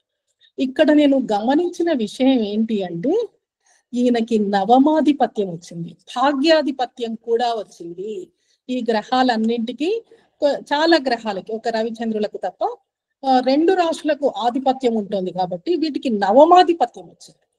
సో ఈ నవమాధిపత్యం వచ్చినప్పుడు కూడా మనకి ఇంకొక నియమం చెప్తారు. ఏది దగ్గరగా వస్తే, ఏ భావం దగ్గరగా వస్తే ఆ భావం ఫలితాలు ఎక్కువగా ఉంటాయి. అంటే నవమం దగ్గర అవుతుందా, లగ్నానికి వ్యయం దగ్గర అవుతుందా అంటే నవమమే ముందు వస్తుంది, నవమం తర్వాత వ్యయం వస్తుంది. కాబట్టి అక్కడ గురువు. సో గురువు ఎలాంటి ఫలితాలను ఇస్తాడు అంటే వీళ్ళు చేసే ఖర్చులు, ఎలాంటి ఖర్చులు చేయబోతున్నారు. తీర్థయాత్రల కోసం ఖర్చు చేశారు, లేదా ఎక్కడో ఎవరో వెళ్తున్నారు, ఇప్పుడు కుంభమేళాకి వెళ్తున్నారు, కొంత ధనం వాళ్ళకి ఇచ్చారు, మీరు వెళ్ళి రండి, క్షేమంగా వెళ్ళి రండి, నేను టికెట్లు బుక్ చేస్తాను. లేకపోతే అక్కడ కుంభమేళా జరుగుతుంటే వీళ్ళు వెళ్ళి కొద్దిగా ఆహారం పంచడం, ఇలాంటివి చేయటం వల్ల అక్కడ గురువు కలిగించే దోషాలు, అంటే ఆయన ఇవ్వాల్సిన ఫలితాలను ఇవ్వలేడు. గురువు దోషం జనరల్ గా ఎప్పుడూ చేయరు, గురువులు చేయరు, గురువు చేయడు. అయితే ఆయన ఇవ్వాల్సిన, మనం ఎక్స్పెక్ట్ చేస్తాం, గురువు అనేసరికి మనకి ఏదో ఇచ్చేస్తాడో ఏదో చేస్తాడో అని మనం ఎక్స్పెక్ట్ చేస్తాం. సో ఆయన ఇవ్వాల్సిన ఫలితాలని, ఇవ్వగలిగిన ఫలితాలని అక్కడ ఇవ్వలేదు. అక్కడ వచ్చే సమస్య అది. ఇకపోతే వృషభ లగ్నం. ఈ వృషభ లగ్నంలో షష్టాధిపతి సేమ్ శుక్రుడే అవుతున్నాడు, తులా రాశి అవుతుంది కాబట్టి శుక్రుడు అవుతున్నాడు. సో ఇంకా అక్కడ ప్రాబ్లం లేదు, అతని స్వక్షేత్రం అవుతుంది, అది ప్రాబ్లం లేదు. ఇక్కడ అష్టమాధిపతి గురువు అవుతున్నాడు. సో మనకు తెలుసు శుక్రుడికి గురువుకి ఎలాగో పడదో అక్కడ సమస్య లేదు. ఇక్కడ వ్యయాధిపతి కుజుడు అవుతున్నాడు, ఇక్కడ కూడా శత్రువే. సో ఇక్కడ మిత్రుడయ్యి మనకి ఇబ్బంది కలిగించే పరిస్థితి లేదు. ఓకే, నెక్స్ట్ మిథున లగ్నం. ఈ మిథున లగ్నాధిపతి బుధుడు, ఇక్కడ షష్టాధిపతి వచ్చి కుజుడు అయ్యాడు. ఈ కుజుడు శత్రువే, కుజుడికి షష్ఠ స్థానం మంచితే ఇంక మనం అక్కడ ఆలోచించాల్సిన అవసరం లేదు. అయితే అష్టమాధిపత్యం శనైశ్వరుడికి వచ్చింది. ఈ మిథున లగ్నాధిపతి అయిన బుధుడికి శనైశ్వరుడు మిత్రుడు. అయితే ఈ శనైశ్వరుడికి సప్తమాధిపత్యం కూడా వచ్చింది ఇక్కడ. కాబట్టి అంతగా ఇబ్బందులు ఉండవు. శని ఇక్కడ ఏమవుతుంది, అష్టమాధిపతి అయినప్పటికీ అది స్వక్షేత్రం అయ్యి ఆ సప్తమం కూడా స్వక్షేత్రం అవుతుంది కాబట్టి మనం ఊహించినంత ఇబ్బందులు ఉండకపోవచ్చు. అయితే సప్తమాధిపత్యం కూడా వచ్చింది కాబట్టి ఈ మిథున లగ్న జాతకులకు కొన్ని ఇబ్బందులు ఉండే అవకాశం ఉంది. నెక్స్ట్ వ్యయాధిపత్యం ఇక్కడ శుక్రుడికి వస్తుంది. అయితే ఈ శుక్రుడికి ఇక్కడ పంచమాధిపత్యం కూడా వస్తుంది. ఇక్కడ మిత్రుడు అవుతున్నాడు, ఈ జాతకులకి మిత్రుడు అవుతున్నాడు శుక్రుడు. సో ఈ శుక్రుడు ఎలాంటి ఇబ్బందులు కలిగించబోతున్నాడు అంటే వీళ్ళు సాధారణంగా గత జన్మల్లో స్త్రీలకు సంబంధించి ఏదో ఒక, అంటే తోడబుట్టిన సోదరిమణులకు ఇబ్బంది కలిగించి ఉంటారు. వాళ్ళకు రావాల్సిన ఆస్తులు ఇవ్వకపోవటము, ఏదో ఒక రకమైన ద్రోహం చేసి ఉంటారు. ఎప్పుడైతే శుక్రుడు 12లో ఉన్నాడు అంటే ఇలాంటి ఇబ్బందులు ఉంటాయి వాళ్ళకి. సో స్త్రీలని అనవసరంగా వాళ్ళను హింసించడము, బాధ పెట్టడము, దుర్భాషలాడటము అలాంటివి చేసి ఉంటారు అని ఒక ఊహ. ఇక కర్కాటక లగ్నానికి లగ్నాధిపతి చంద్రుడు. ఈ చంద్రుడికి శత్రువులు లేరు, సో అందరూ మిత్రులే. కాబట్టి ఇక్కడ 6, 8, 12 అధిపతులు గురువు, శనైశ్వరుడు, బుధులు అవుతున్నారు. సో వీళ్ళ వల్ల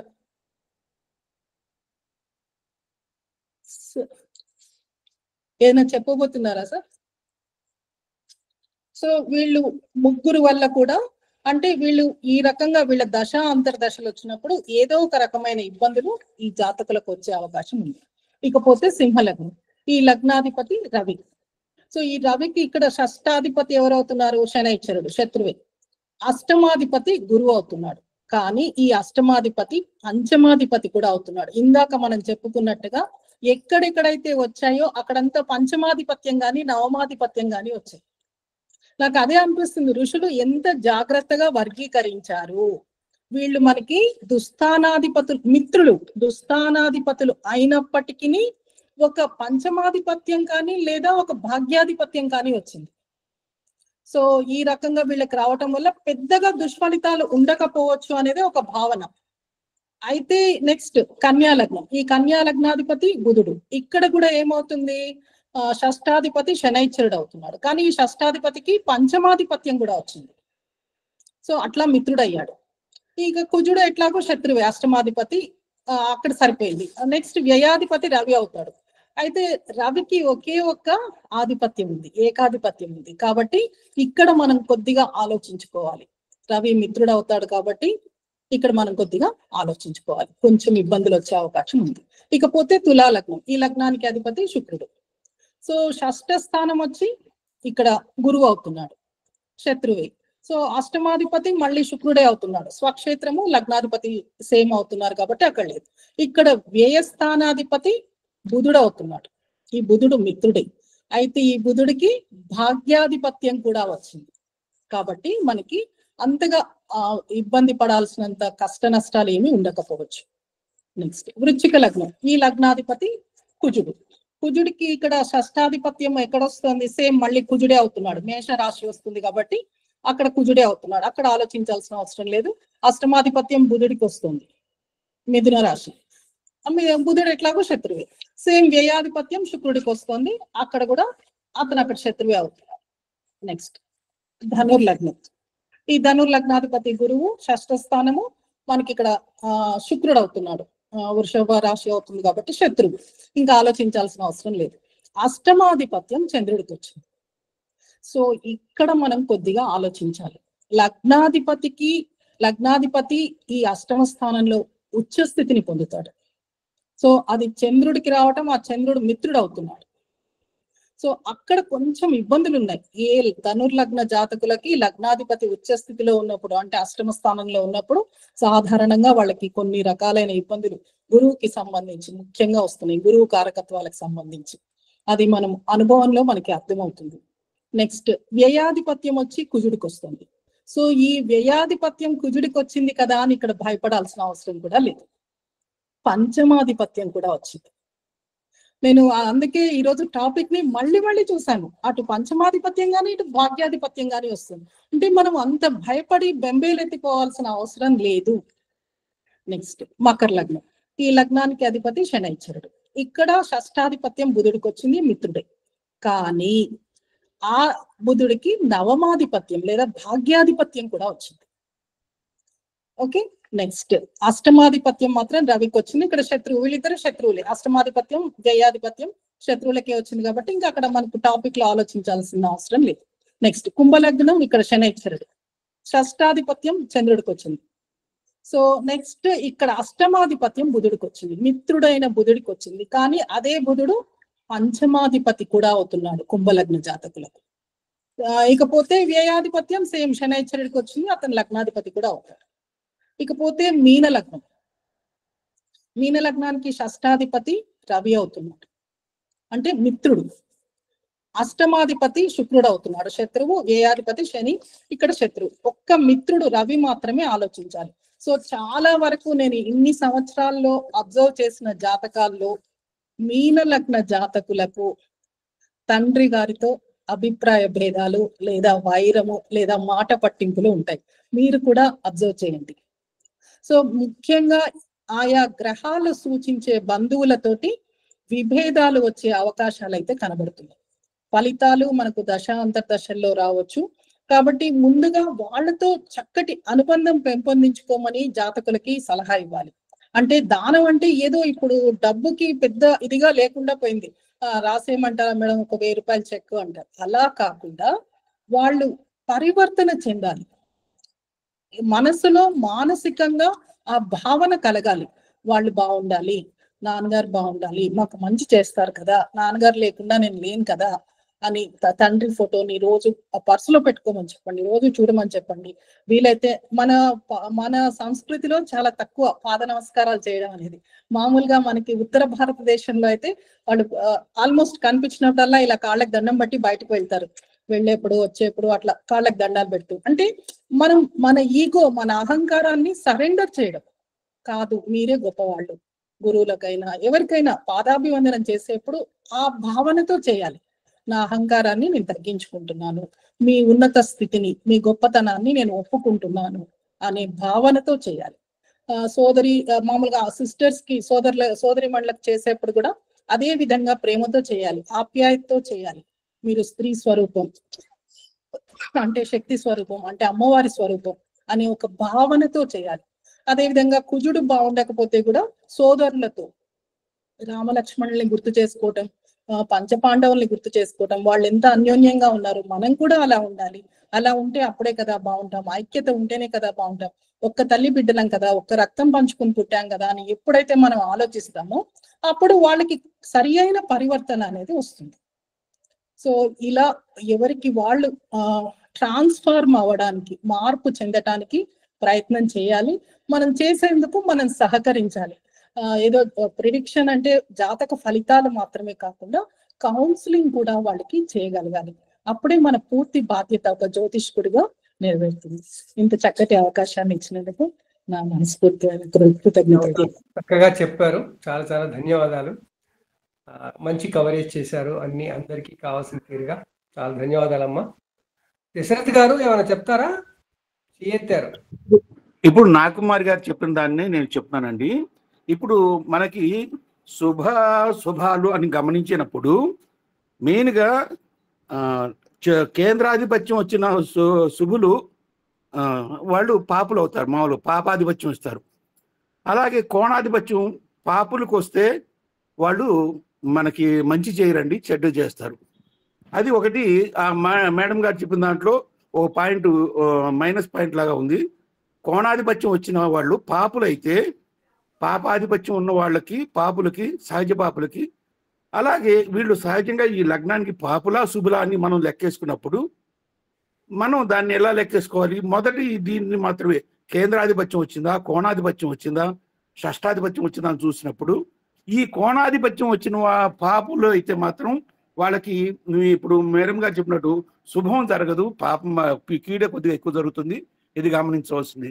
ఇంకోటి మీరు చెప్పిన దాని ప్రకారం ఈ షష్టాష్టాధిపతి వ్యయాధిపతులు లగ్నాధిపతితో కూడిన, లేకపోతే వీళ్ళు పరివర్తన చెందితేనే ఈ షష్టాష్టాధిపతి యొక్క పరివర్తన ఈ రాశి వారు ఆ రాశిలో ఉంటేనే ఎక్కువ ఫలితాలు రావడం అనేది మనం గమనించిన విషయంగానే తెలుస్తుంది. అదొక్కటి మేడం గారు చెప్పిన దాంట్లోనూ ఇంతకుముందు మన పెద్దవారు చెప్పిన దాంట్లో కూడా మనం గమనించింది ఏంటంటే శుభులు అశుభులు, అసలు లగ్నానికి ఎవరు శుభులు ఎవరు అశుభులు, సహజ పాపులు ఎవరు సహజ శుభులు ఎవరు అని గమనించినప్పుడు ఈ వేరియేషన్ మనం కనుక గమనించుకుంటూ జాతకాన్ని పరివర్తన చెప్తే గానీ దాంట్లో అసలైన ఫలితాలు వస్తాయని నా అభిప్రాయం అండి.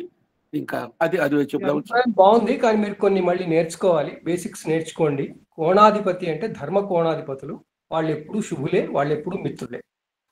కోణాధిపత్యం పాపలకు వస్తే వాళ్ళు కోణాలు పాడైతాయని ఎప్పుడు అనుకోకూడదండి. రెండవది కేంద్రాధిపత్య దోషం ఉంటుంది, కానీ కేంద్రాధిపతి పాపి కాదు. కేంద్రాధిపతులు ఎప్పుడూ శుభులే, వాళ్ళు పాపగ్రహమైన శుభగ్రహమైన నైసర్గికంగా. మీరు దయచేసి బేసిక్స్ అని వాళ్ళు ఒకసారి చదువుకోండి. అవన్నీ మీరు చెప్పినంత ఇది సులభంగా అన్ని కావు, దానికి అలా అనడానికి వీల్లేదు. మామూలుగా కేంద్రాధిపత్యం వస్తే శుభులకి దోషం వస్తుంది, కేంద్రాధిపత్య దోషం అంటారు దాన్ని, పాపి అనరు. అదేవిధంగా కోణాధిపతి అంటే ధర్మ కోణాధిపతులే కోణాధిపతులు అంటారు సాధారణంగా. అదర్వైజ్ అన్ని చోట్ల అందరూ వచ్చేస్తారు, కానీ ధర్మ కోణాధిపతులు ఎప్పుడూ శుభులే, ఎప్పుడూ మిత్రులే. అందువల్ల అక్కడ పాడైపోవడం అలాంటిది ఏమి ఉండదు, అది జాగ్రత్తగా చూసుకోండి. ఓకేనా? అంటే స్థిర రాశులకు అన్నట్టు అర్థం చేసుకున్నాడు సార్ అతను. లేదు ఇలాంటి భావనలే మనకు ఉండకూడదనే మనం ఈ కార్యక్రమాలు పెట్టుకుంటున్నాం. పాపులైతే పాపాలు పాడైపోవడాలు, శుభులైతే అన్ని బాగవుతున్నది చాలా తప్పది, అది కాలా కాదు. అది మొత్తం అసెస్మెంట్ కరెక్ట్ గా చేయాలి మనం. చిన్నదండి, ఏమి లేదు. అక్కడ రెండో ఆధిపత్యం దాని ప్రకారం నేను చెప్తుంది. ఇక్కడ ఒక్కటే వాళ్ళు రెండో ఆధిపత్యం యొక్క ప్రభావాన్ని గురించి చెప్తున్నాను. రెండో ఆధిపత్యం ఉన్నది, శుభాధిపత్యం ఉందనే ఆవిడ చెప్తోంది. ఆ ఆధిపత్యం కారణంగా పాపం అయిపోడు. మళ్ళా గురువు ఆధిపత్యం నవమాధిపత్యం వస్తే ఆ పాపిగాడు, లేదా మన మన పంచమాధిపత్యం వస్తే పాపిగాడు. అవి రెండిట్లోనూ ఆయన శుభుడే అవుతాడు. అవే ఆ పాయింట్స్ మీరు దయచేసి అవన్నీ ఒకసారి మళ్ళీ చూసుకోండి. ఓకే, సుధాకర్ గారు చెప్పండి త్వరగా. నమస్కారం అండి అందరికీ. ఏదో 2 నిమిషాలు చెప్తాను, ఎక్కువగా నేను ఇప్పుడే వచ్చాను. ముఖ్యంగా ఈనాటి టాపిక్ లో ముఖ్యంగా వినపడుతుంది సార్.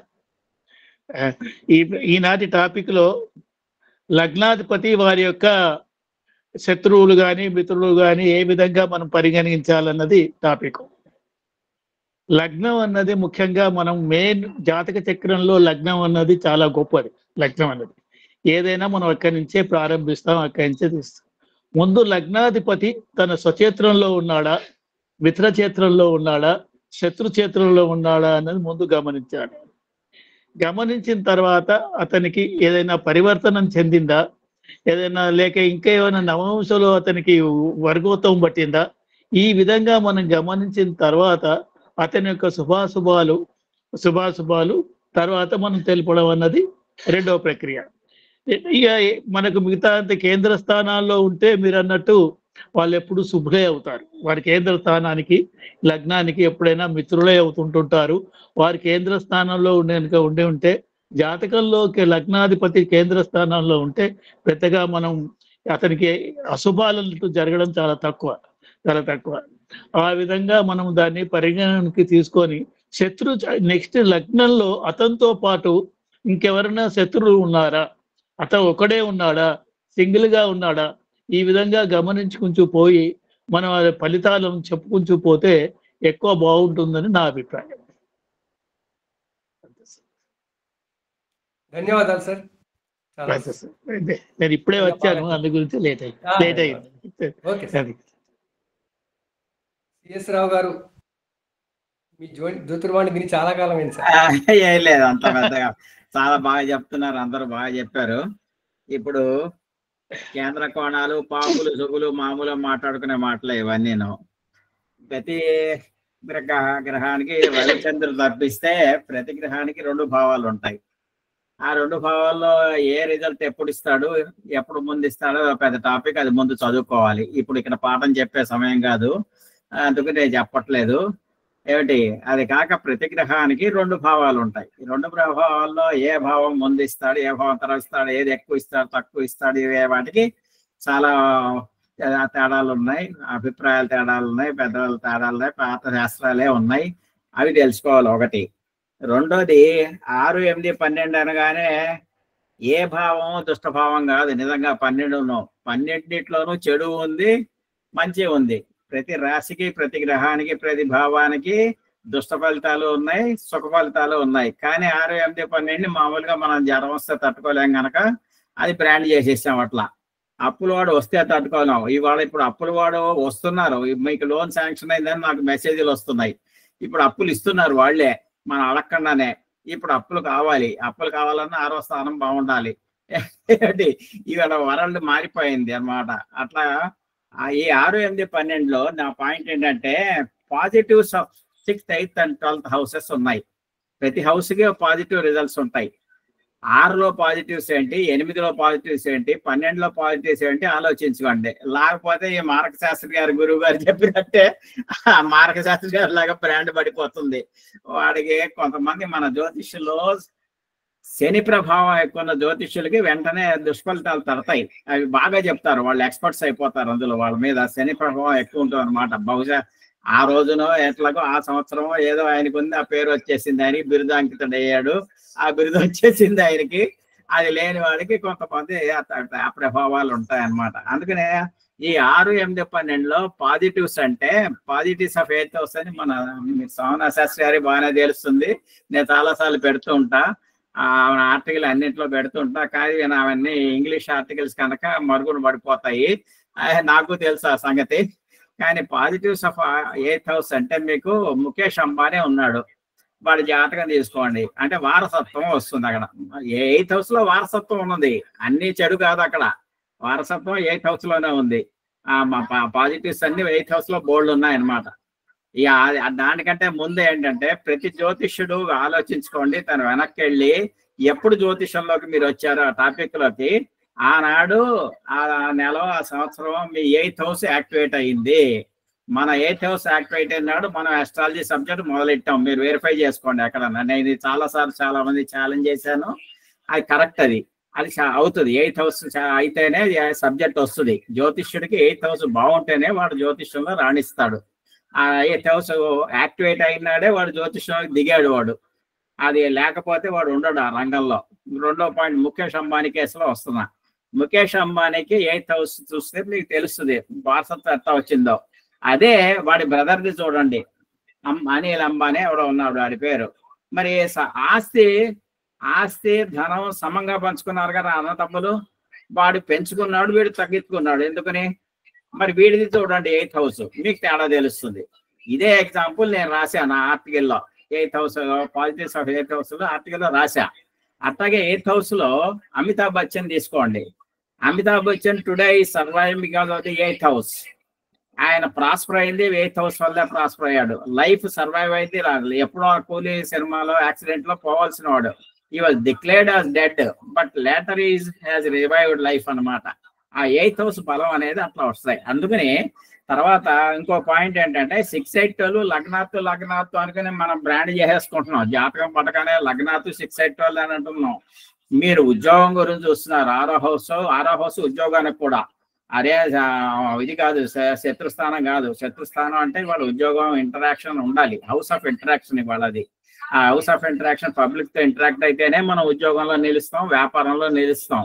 ఆ 6th house నుంచి మీరు 6 చూసుకోండి, 8 చూసుకోండి, 12 చూసుకోండి. 10వ హౌస్ వృత్తికి వ్యాపారానికి 10 నుంచి 6, 8, 12 చూసుకోండి. అంటే సింపుల్ గా ఏ భావం చూస్తున్నారు మీరు, ఆ భావం నుంచి 6, 8 వాళ్ళు ఎట్లా యాక్టివేట్ అవుతున్నాయో చూసుకోండి. లగ్నం నుంచి పక్కన పెట్టండి. లగ్నం నుంచి అని మనం లాగా పుచ్చుకోగానే లగ్నం నుంచి చూసుకుంటున్నాం, అట్లా కాదు. ఏ భావం చూస్తున్నావు ఆ భావాన్ని 6/8 వాళ్ళు ఎత్తామని.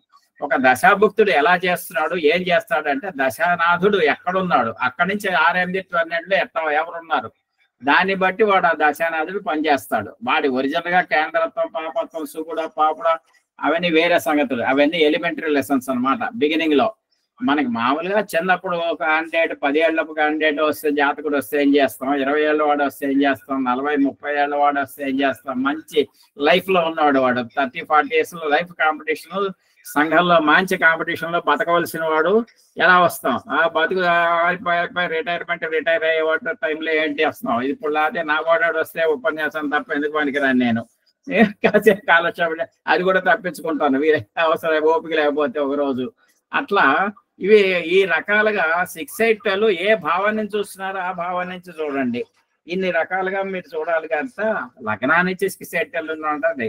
తర్వాత కేవలం మిత్రువా శత్రువా దుస్థానాలు, మిత్రులు శత్రువులు కామన్ ఇవి. ఎంత మిత్రుడైనా, ఒక పోలీస్ ఆఫీసర్ ఎంత మిత్రుడు అయినా మనం సైకిల్ లైట్ లేకుండా వెళ్తే పట్టుకుంటాడు, వాడు వదలదు, వాడు డ్యూటీలో ఉన్నానే అంటాడు, తప్పదు.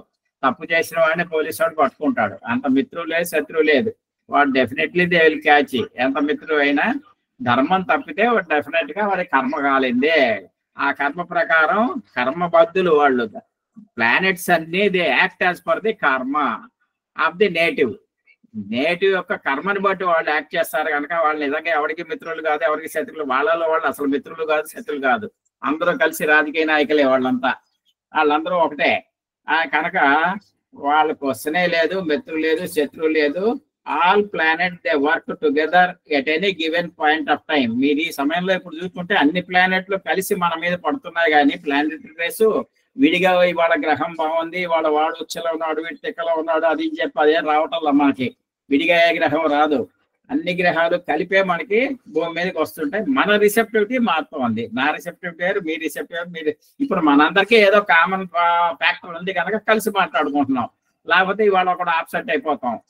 కామన్ ఫ్యాక్టర్ ఇవాళ మిస్ అయితే గోచారం నేను ఆబ్సెంట్ అయిపోతా.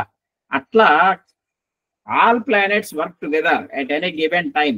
కనుక ఇంకా మిత్రత్వం లేదు, శత్రుత్వం ఏమీ లేదనమాట. ఆ తర్వాత వాడికి ఉన్న వయస్సుని బట్టి, వాడికి ఉన్న సబ్జెక్ట్ని బట్టి, వాడు ఉన్న ఏమి ఏంటి, వాడి యాక్టివిటీ ఏంటి, వాళ్ళ ఆ యాక్టివిటీని బట్టి ఒక్కొక్క జాతకుడు ఒక్కొక్క యాక్టివిటీలో దిగుతాడు ప్రతిరోజు. ఒకడు దిగడు, దిగినప్పుడు ఆ యాక్టివిటీ తగ్గ ఆ భావాలు ఏమిటి, ఆ భావాలకి వాడి జాతకంలో ఉన్నదేంటి, వాడి గోచారంలో ఉన్నదేంటి, దాన్ని బట్టి ముందుకెళ్తారు. కానీ అప్పుడు మీరు ఇవాళ సబ్జెక్ట్ 6, 8, 12 చూసుకుంటే ఏ భావం చదువుతున్నారో ఆ భావం నుంచి 6, 8, 12 చూసుకోండి. ఏ దశ నడుస్తుందో ఆ దశానాథుడి నుంచి 6, 8, 12 చూసుకోండి. దశానాథుడు అంతర్దశనాథుడికి పొంతన ఉండదు. ఒకసారి దశ భుక్తి అంతర ముగ్గురికి పొంతన ఉండదు. వాడికి వీడికి ఎందుకు లేదు పొంతన అది చూడండి. వాళ్ళిద్దరూ ఆ షష్టాష్టకాల్లో ఉంటారు. వాళ్ళిద్దరు దశాభుక్తి అంతరాభుక్తులు షష్టాష్టకాల్లో ఉన్నారంటే వాళ్ళిద్దరు కోఆపరేషన్ ఉండదు. అందుకని అవి చూడండి. అక్కడ మిత్రులు కలిసి వాళ్ళు మిత్రులు అయినా వాళ్ళు షష్టాష్టకాల్లో ఉన్నారంటే వాళ్ళు ఇద్దరు కోఆపరేట్ చేయరు అసలు. అందుకని 6, 8, 12 దగ్గర కేవలం చంద్రాత్తు కానీ, లగ్నాత్తు కానీ, రవి లగ్నాత్తు కానీ 6, 8, 12లో జాతకం పుట్టినప్పుడు ఉంది. ఆ జాతకం స్టాటిక్ ఫ్యాక్టర్, అది static force. Birth chart is a static force. Forget about it. What is the dynamic force? Today's transitory planet, today's gocharam is the dynamic force. You take the gochara. ఆ గోచారాన్ని బట్టి మనం assessment చేయాలి. కానీ static force ఇది basic. బెంజి car 30 లీటర్లు ఇస్తుంది, 1 kilometre పోస్తే ambassador గారు 20 ఇస్తుంది, అది ఇస్తుంది. అదే తప్ప స్టాటిక్ ఫోర్స్ బర్త్ చార్ట్ అంతే. వాడి లక్షణం వాడు ఆ లక్షణం పుట్టాడు, కానీ ఆ లక్షణాలు ఉండవు వాడికి. ఆ లక్షణాలు మారిపోయినాయి. పుట్టిన మొదట్లో ఉంటాయి ఆ లక్షణాలు, అంటే ఏ యుక్త వయస్సులోనూ ఉంటాయి తప్ప ఆ లక్షణాలన్నీ మారిపోతాయి. యారిస్ లగ్నంలో పుట్టినవాడు యారిస్ పర్మనెంట్ గా యారిస్ గా ఉండడు, వాడు కొన్ని రోజులు మారిపోతుంటాడు. వాడు ఎలా మారాడు, ఎంత మారాడు, what are the transitory forces working on the dynamic force ఏంటంటే వర్క్ చేసి ఇవాళ with reference to the subject under study question, మన అడిగిన క్వశ్చన్ ఏంటి, వాడు వచ్చిన అవసరం ఏంటి వాడిది చూసుకుని దాన్ని బట్టి మీరు 6, 8, 12 చూడండి ఆ భావాన్ని బట్టి. అంతేగాని వీడు లగ్నాన్ని చెప్పారు అట్లా చెప్పారు కానీ చాలా సమయం తీసుకున్నాం. కానీ ఇప్పుడు బిగినర్స్ కోసం నేను చెబుతున్నా ఇదన్నమాట. పెద్దవాళ్ళకి నేను చెప్పక్కర్లేదు, అందరికీ పెద్దవాళ్ళందరికీ తెలిసిన విద్యలే ఇవన్నీను. వాళ్ళు ఆటోమేటిక్ గా వెళ్ళిపోతారు. ఆ చార్ట్ పట్టుకోగానే పెద్దవాళ్ళు ఎక్స్పీరియన్స్డ్ పీపుల్ ఆటోమేటిక్ ఎక్కడ ఏం చూడాలో దానికి వెళ్ళిపోతారు. బిగినర్స్ కోసం నేను చెప్పేది అన్నమాట. కేవలం లగ్నాతో 6, 8, 12 అని పట్టుకోకండి. 6, 8, 12 దుష్టభావాలని బ్రాండ్ చేయకండి. వాటిల్లో కూడా పాజిటివ్ రిజల్ట్స్ ఉంటాయి. ఆ search for the positive results ఎక్కడైనా కానీ a search for the positive results అది ఒకటే కారణం. ఒకటి రోగం వచ్చింది, ఒకటి క్యాన్సర్ వచ్చింది, వాటితో పుట్టిన వాళ్ళందరికీ క్యాన్సర్ వచ్చిందా? అదే రోజు పుట్టారు, అదే బర్త్ చార్ట్ కదా వాడికి, అందరికీ వచ్చిందా క్యాన్సర్? రాలేదుగా, రాదు. ఒకడికి ఎందుకు వచ్చింది క్యాన్సర్, వాడు ఎందుకు వచ్చాడు మీ దగ్గరికి, అదే చూడాలి. అందుకని అదే డిఫర్, బర్త్ చార్ట్ లోనే డిఫర్ అయిపోతున్నారు వాళ్ళు. ఒకసారి వాడికి లాటరీ వస్తే అందరికీ లాటరీ వస్తున్నాయా? బర్త్ చార్ట్ వాడికి అందరికీ పిలిచి ఇవ్వాలి కూడా లాటరీ, అది ఎందుకు రాదు? అందుకని కేవలం ఒకడెవడో 6, 8, 12లో సఫర్ అవుతున్నాడు అంటే అందరూ సఫర్ గారు. మన దగ్గరకు వచ్చిన సఫర్ అవుతుంటే వీడి కొంతమంది వీడితో పుట్టిన వాళ్ళు సఫర్ కావట్లేదు కనుక వీడు ఏ రకంగా బాగుపడతాడో ఆలోచించండి. ఆలోచించి వాడికి మార్గం ఎతకండి అంతే తప్ప వాడికి అందులో కనిపిస్తుంది, డెఫినెట్ గా కనిపిస్తుంది. వాడికి రెమెడీస్ చేయాలా, ఏం చేయాలి, వాడు ఏం చేయాలి అన్నీ కనిపిస్తాయి అన్నమాట. వాడు తప్పకుండా కనిపిస్తాయి అన్నమాట. అందుకని ఒక లగ్నాత్తు 6, 8 వాళ్ళు కాదు, ఏ భావాన్ని చూస్తున్నారో ఆ భావాత్తు 6, 8 వాళ్ళు చూడండి. ఏ దశ నడుస్తుందో దశానాథుడు అంతర్దశానాథుడు నుంచి 6, 8 వాళ్ళు చూడండి. ఇంకా రకరకాలుగా ఎన్నైనా చెప్పచ్చు, ఇది సమయం కాదు, పూర్తి పాఠం చెప్పే అవకాశం లేదు. నాకు చాలా ధన్యవాదాలు నాకు ఈ అవకాశం ఇచ్చినందుకు. ధన్యవాదాలు, చాలా ధన్యవాదాలు. కావాల్సిన కరెక్ట్ టిప్స్ అన్ని మీరు ఇస్తున్నారు, చాలా చాలా ధన్యవాదాలు. అమ్మ విరజ గారు, డాక్టర్ రాజ్ కుమార్ గారు ఒకవేళ ఉంటే మీ జ్యోతిర్వాణి వినిపించండి. నమస్తే సార్, నా పేరు విరజ. సభకి నమస్కారం. ఇవాళ టాపిక్ ని నేను నేర్చుకోవాలి, వినాలి అనే ఉద్దేశంతోనే వింటున్నాను ముందు నుంచి. అయితే మన శర్మ గారు మొదట్లో చాలా ఇన్ఫర్మేషన్ ఇచ్చారు. వారు చెప్తున్నప్పుడు ప్రతి పాయింట్ కూడా నా కళ్ళ ముందు ఒక్కొక్క జాతకం రీల్ తిరుగుతూనే ఉంది. ఒక్కొక్క లైన్, ఒక్కొక్క స్టేట్మెంట్ ని నేను అన్వయించుకుంటూనే ఉన్నాను. అంటే అన్ని విషయాలు నాకు తెలియాలి అని రూల్ లేదు. నేర్చుకునే నేపథ్యంలో కొన్ని కూలంకషంగా ఉన్న విషయాలు తెలుసుకోలేము. ఇప్పుడు సార్ చెప్పినప్పుడు లగ్నాధిపతి అష్టమ స్థితిలో ఉండి ఎగ్జాల్టేషన్ లో ఉంటే ఎలా చెప్పాలి అని చెప్పారు.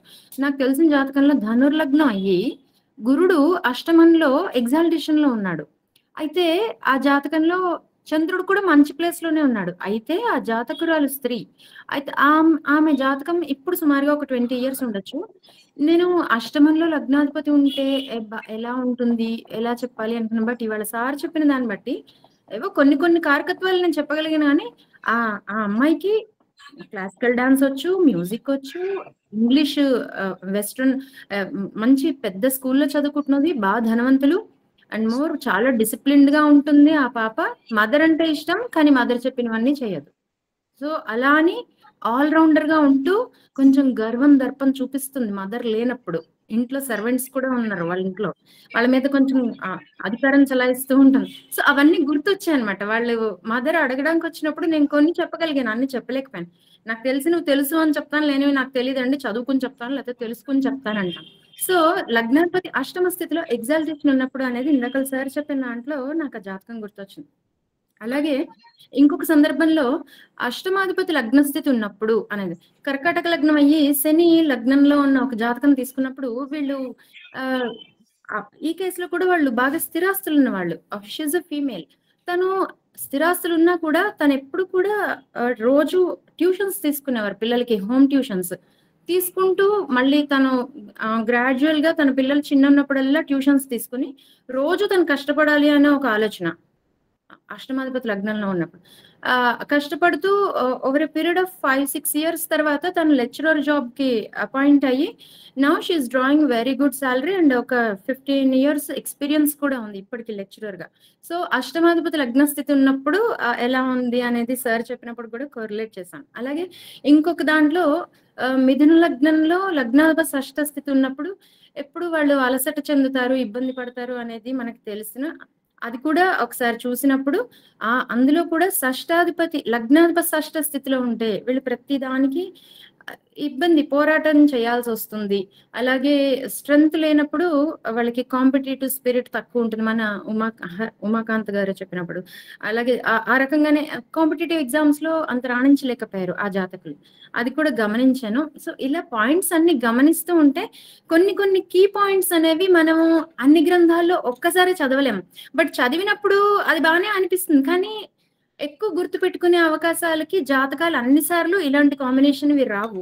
సో ఇవి ఒక చోట రాసుకుంటాం బానే, కానీ రోజు తిరగయ్యం. ఇలాంటివి చెప్పినప్పుడు అయితే రోజు జాతకాలు చూసే అలవాటు ఉండి కొంచెం తరచుగా ఇలాంటి కాంబినేషన్స్ వస్తూ ఈ పాయింట్లు గుర్తు పెట్టుకున్నప్పుడు అవి అక్కడ అప్లై చేస్తూ ఉంటాం కాబట్టి ఆ రకంగా కొంచెం మనకి అలవాటు అవుతుంది, అంటే according to general human psychology. But ఇలాంటివి అయితే మనం ఎప్పుడు నేను కొన్ని నోట్ చేసి పెట్టుకుంటూ ఉంటాను కొన్ని పెద్దవాళ్ళు చెప్పినప్పుడు కీ పాయింట్స్, ఎందుకంటే అన్ని పుస్తకాలు వెతికి చదవడం కొంచెం ఇబ్బంది కాబట్టి. సో మన జ్యోతిర్వాణిలో అది ఒక అదృష్టం, అందరూ క్రోడీకరించి మంచి పాయింట్లు చెప్పినప్పుడు నోట్స్ రాసుకుంటాను. అయితే అందరిలాగే నేను కూడా రాసుకున్న నోట్స్ ని అప్పుడప్పుడు చదువుతాను అవసరమైనప్పుడు, అదొక బ్యాడ్ హ్యాబిట్, ఏం చేయలేము. బట్ అవి చాలా యూస్ఫుల్ గా ఉంటాయి జాతకాల్లో అప్లై చేసినప్పుడు. రెగ్యులర్ గా జాతకాలు చూస్తున్నప్పుడు ఈ పాయింట్స్ చాలా ఈజీగా అప్లై చేసే విధానం మనకు అలవాటు అవుతుంది. సో ఇవాళ చాలా మంచి టాపిక్ ఇచ్చారు సార్. నాకు ఇది నేర్చుకునే క్లాస్ గానే నేను తీసుకుంటున్నాను, నేనేమి అంత ఎక్స్పర్ట్ కాదు, నేను అంత చెప్పలేను. బట్ గుర్తొచ్చినవి మాత్రం సార్ చెప్పినవి నేను అప్లై చేసుకున్నాను. ఆహో ఇలా కదా, వాళ్ళు తెలుసు ఆ జాతకులు నాకు తెలుసు కాబట్టి. సో కొన్ని ఆలోచిస్తూ ఉంటే ఆ జాతకాలు మళ్ళీ చూస్తున్నప్పుడు ఈ రూల్స్ అప్లై చేయాలి, రాసుకోవాలి అని అనుకున్నాను. ఈ అవకాశం ఇచ్చిన నాకు ధన్యవాదాలు. Thank you so much. Thank you. Jyotirvani కేవలం బోధనకి కాదు. చెప్పండి సార్. చిన్న మాట అమ్మా, ఏమనుకోకు విరజ గారు, స్వతంత్రంగా చెబుతున్నాను. తప్పకుండా సార్. ఎక్సెప్షన్స్ ఏంటంటే గురుడికి అష్టమ దోషం లేదు, శుక్రుడికి ద్వాదశ దోషం లేదు, 12 దోషం లేదు. అది గుర్తుపెట్టుకో, వన్ ఆఫ్ ది ఎక్సెప్షన్స్. గురుడికి అష్టమ దోషం లేదు, శుక్రుడికి 12 దోషం లేదు. ఇట్లా చాలా ఉంటాయి కొన్ని, ఇవి చాలా మంది సేవ్ చేస్తాయి జాతకాల్లో. అందుకనే మీరు చెప్పినట్టు ధనుర్లగ్నానికి అష్టమంలో వాడు ఎగ్జాల్టేషన్ కాదు, అష్టమ దోషం లేదు గురుడికి, అది గుర్తుపెట్టుకోండి. ఏమనుకోకమ్మా, అందరి కోసం చెప్పాలి. ఒకసారి భయం వేస్తుంది చెప్పాలి అంటే, ఎవరెవరుకుంటారు. ఇవి ఈ చిన్న చిట్కాలే అసలు మన జాతక విశ్లేషణలో ఈ చిన్న చిట్కాలు చాలా ఉపయోగిస్తాయి అన్నమాట. అది వాడు ఎందుకు కష్టపడుతున్నాడు, వీడికి అవకాశం మార్గం మనం చూపించాలి అన్నప్పుడు ఆ మార్గానికి ఇవే దొరుకుతాయి అన్నమాట. వాడికి ధైర్యం చెప్పాలి, ఎవడో ఆల్రెడీ చెప్పేసి ఉంటాడు ఇట్లాగే. అందుకని ఏం లేదు, ఆ దోషాలు లేవు, కొన్ని ఉన్నాయి, అట్లా చాలా ఉంటాయి. ఈ ఎక్సెప్షన్స్ గుర్తుపెట్టుకోండి. Thank you sir. Sir mute లో ఉన్నారు. సార్ సిఎస్ రావు గారు చెప్పింది చాలా మంచి పాయింట్ సార్. ఎందుకంటే శుక్రుడు వ్యయస్థానంలో ఉన్నాడని కొన్ని మ్యాచెస్ ని జ్యోతిష్కులు కొంతమంది రిజెక్ట్ చేసిన సందర్భాలు నేను పర్సనల్ గా అబ్జర్వ్ చేశాను. అందువల్ల ఏంటంటే ఇలాంటి బేసిక్ పాయింట్స్ అనేవి చాలా, పర్టికులర్ గా జ్యోతిష్యం ఇప్పుడు కొత్తగా నేర్చుకునే వాళ్ళు కానివ్వండి, ఈవెన్ పాత వాళ్ళల్లో కూడా కొంతమందికి మిస్కాన్సెప్షన్స్ ఉన్నాయి.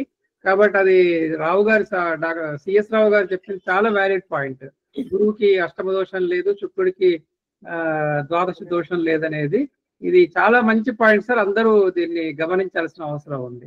Thank you sir. మనం చెప్పకపోయినా రాసి పెట్టి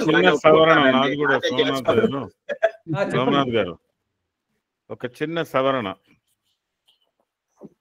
అష్టమాధిపత్య దోషము గురువుకు లేదు, వ్యయాధిపత్య దోషం శుక్రునికి లేదు, ఒక పాయింటే.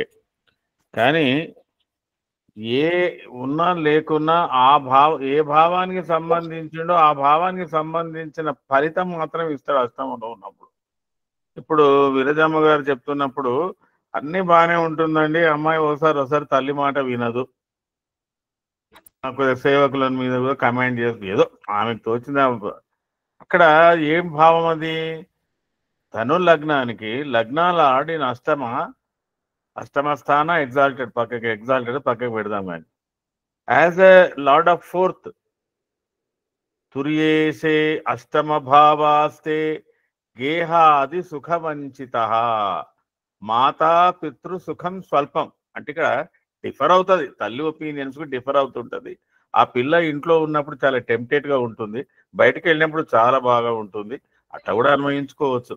అంటే అక్కడ ఫోర్త్ భావ ఫలితాన్ని కూడా అన్వయించుకోవాల్సినటువంటి అవసరం ఉంటుంది.